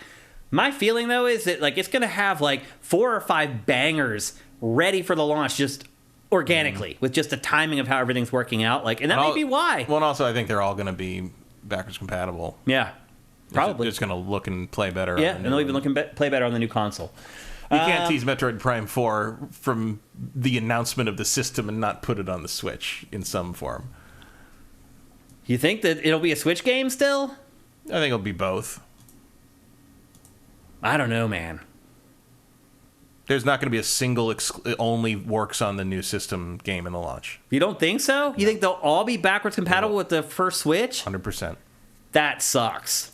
That's disappointing to hear. But it can scale it. I mean... That's it. It's just graphical options. Yeah. That's it. Yeah. It can scale it and make it look better if you have the better system. That's all. Yeah. Okay. Let's get to... Maybe it's not going to be enough of a leap to be like, oh, it didn't use the hardware ability to make really complex... No, it's just going to be a minor upgrade that barely brings it into some kind of thing resembling parity with like something that you would want to buy in 2016. Yep. But it doesn't matter because it's Nintendo. Surf Spider, thank you for Twitch Prime. Cinetike asks, PS5 Pro rumors and leaks keep creeping up. They do, man. They won't stop. And it does seem like it's going to happen, Matt. It really does. If we get a PS5 Pro with a big performance bump from the base console, how much do you think it will affect performance on base PS5 for upcoming games? I worry base PS5 will become a 30 frames per second only platform. It kind of is already, Cinetike. Yeah, I mean, there's performance modes. I mean, we want the ray tracing on, usually. Yeah, I mean, a lot of times, if you get what they marketed the PlayStation 5 for, it's a 30 frames per second console. Yeah, I'm not 100% believing the Pro is a thing. I think it may be more of a slim. There's a lot of smoke, man. I think it's more of a slim. Though. Yeah. I mean, it sounds like it's both. I think it's a cost cutter. I don't think it's a big performance bump. It sounds like there's going to be both. It sounds like the slim may come this year and the Pro may come next year. I mean, I'm with you. I've been saying there wouldn't be a Pro all along. I'm shocked that these stories keep popping up. And people keep saying, like, reliable sources. I'll worry about it when we start getting actual like leaks and reports like we are with the Switch about people who are making parts for it. Because that hasn't happened yet. Yeah. I mean, some of this just really still feels like wishful thinking. It could be. You have to have some balls that go out with a story like that and not know for sure that it's going to happen. You'd lose your reputation. I mean, right most away. of those stories are just like rumors are saying, which is you're just reporting that people are reporting. It's you know, they're pretty covered on that. Yep.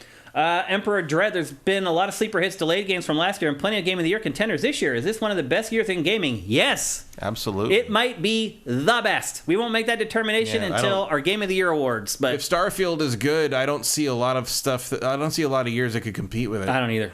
It's insane. We are living through easily one of the best, maybe the best. Maybe you could pull a year out where a game you like better than anything else that came out this year came out. Yeah. But in terms of more on the level of I can't think of one. Yep. All right, especially not one with like that's spread out across all platforms the way this is. Like every system's gotten something. Yeah. One last question from Nexus 6 Batty. Is there any way to buy or stream your movie, Matt? Not yet. Any idea when that might happen? When the festival run is over, so probably early next year. We will let you know. When you have any ability to contribute funds towards Matt's projects, we will absolutely let you know here on GameFace. We're all going to pull together and make sure that they're a success. Yeah, it would not be available to buy unless someone for some reason bought it to sell. It'll just stream some, probably be available on Vimeo or something. Okay. But when you're still submitting things to festivals, they don't want it available online because they want it to be like, oh, you can only see these things if you come to our festival. Yeah. So. Yep. All right, that's going to do it for GameFace 352. Another awesome episode. A lot of it is thanks to you guys because our chat is flipping awesome. I wish I could answer more of the questions, but we've unfortunately run out of time. We'll be back here next Tuesday at 1 p.m. Pacific, 4 p.m. Eastern at twitch.tv/SiftedGames. If you're watching this show on YouTube or you're listening to it on any of the podcast services, and it's on all of them, if you could head to patreon.com/sifted and give us a pledge, that would be great. Even $1 a month makes a difference for us, and it gives you stuff on the Sifted website. Obviously, we would hope you would pledge a little more. At $4 a month, you get all our content early. GameFace 4 days early. Pactor Factor 7 days early. Everything else at least 3 days early. And I think we're probably the lowest major Patreon for gaming right now. I think everybody's gone to 5 or higher at this point except for us. So if you could do that, that would be great. And even if you can't afford to help us that way, there's so many other things you can do. You can review the podcast on a podcast service that you listen to it on. You can like it on YouTube. You can leave a comment, even if it's just like great show, because that stuff helps the algorithm. It helps it bubble up so that people who love the content that we create can find it. That's really our biggest issue. People just aren't discovering the show. So anything like that is a huge help. But obviously, financially, it would be great if you could help us with that as well. And if you're an Amazon Prime member, you can give us a free $2.50 every month just by subscribing to Twitch Prime at twitch.tv/SiftedGames. Before we go, I want to remind you guys, you all should be drinking LS Cream, provided you're all of age, you're all at least 21. Everyone should be drinking LS Cream. You should be mixing it with all your drinks. Head to creamls.com/sifted. That's SIFTD. It's an awesome website. You can learn how to make awesome drinks with LS Cream, but most importantly, you can figure out where to buy it if you can't find it in your area. So next week, Baldur's Gate 3, Matt? Yep. Yeah. As far as we can get into it. Another Game of the Year contender coming to GameFace in the very near future. Which I said it would be the day it came out on early access 2 years ago. Yeah. You drafted it in your fantasy team last year, right? Yeah. Yeah. Just in case. Yep. But I said, like, after playing it that first time, I'm like, keep an eye on this one. This one's going to be huge. I'm getting nervous now, though, with, like, the people still don't have it with 2 days to go. Like, it could get murdered in reviews. We'll see. But we're all excited for it. You're excited for it. And we'll be back next week to talk about it. So have yourselves a great week. We'll see you next Tuesday. GameFace is up and out.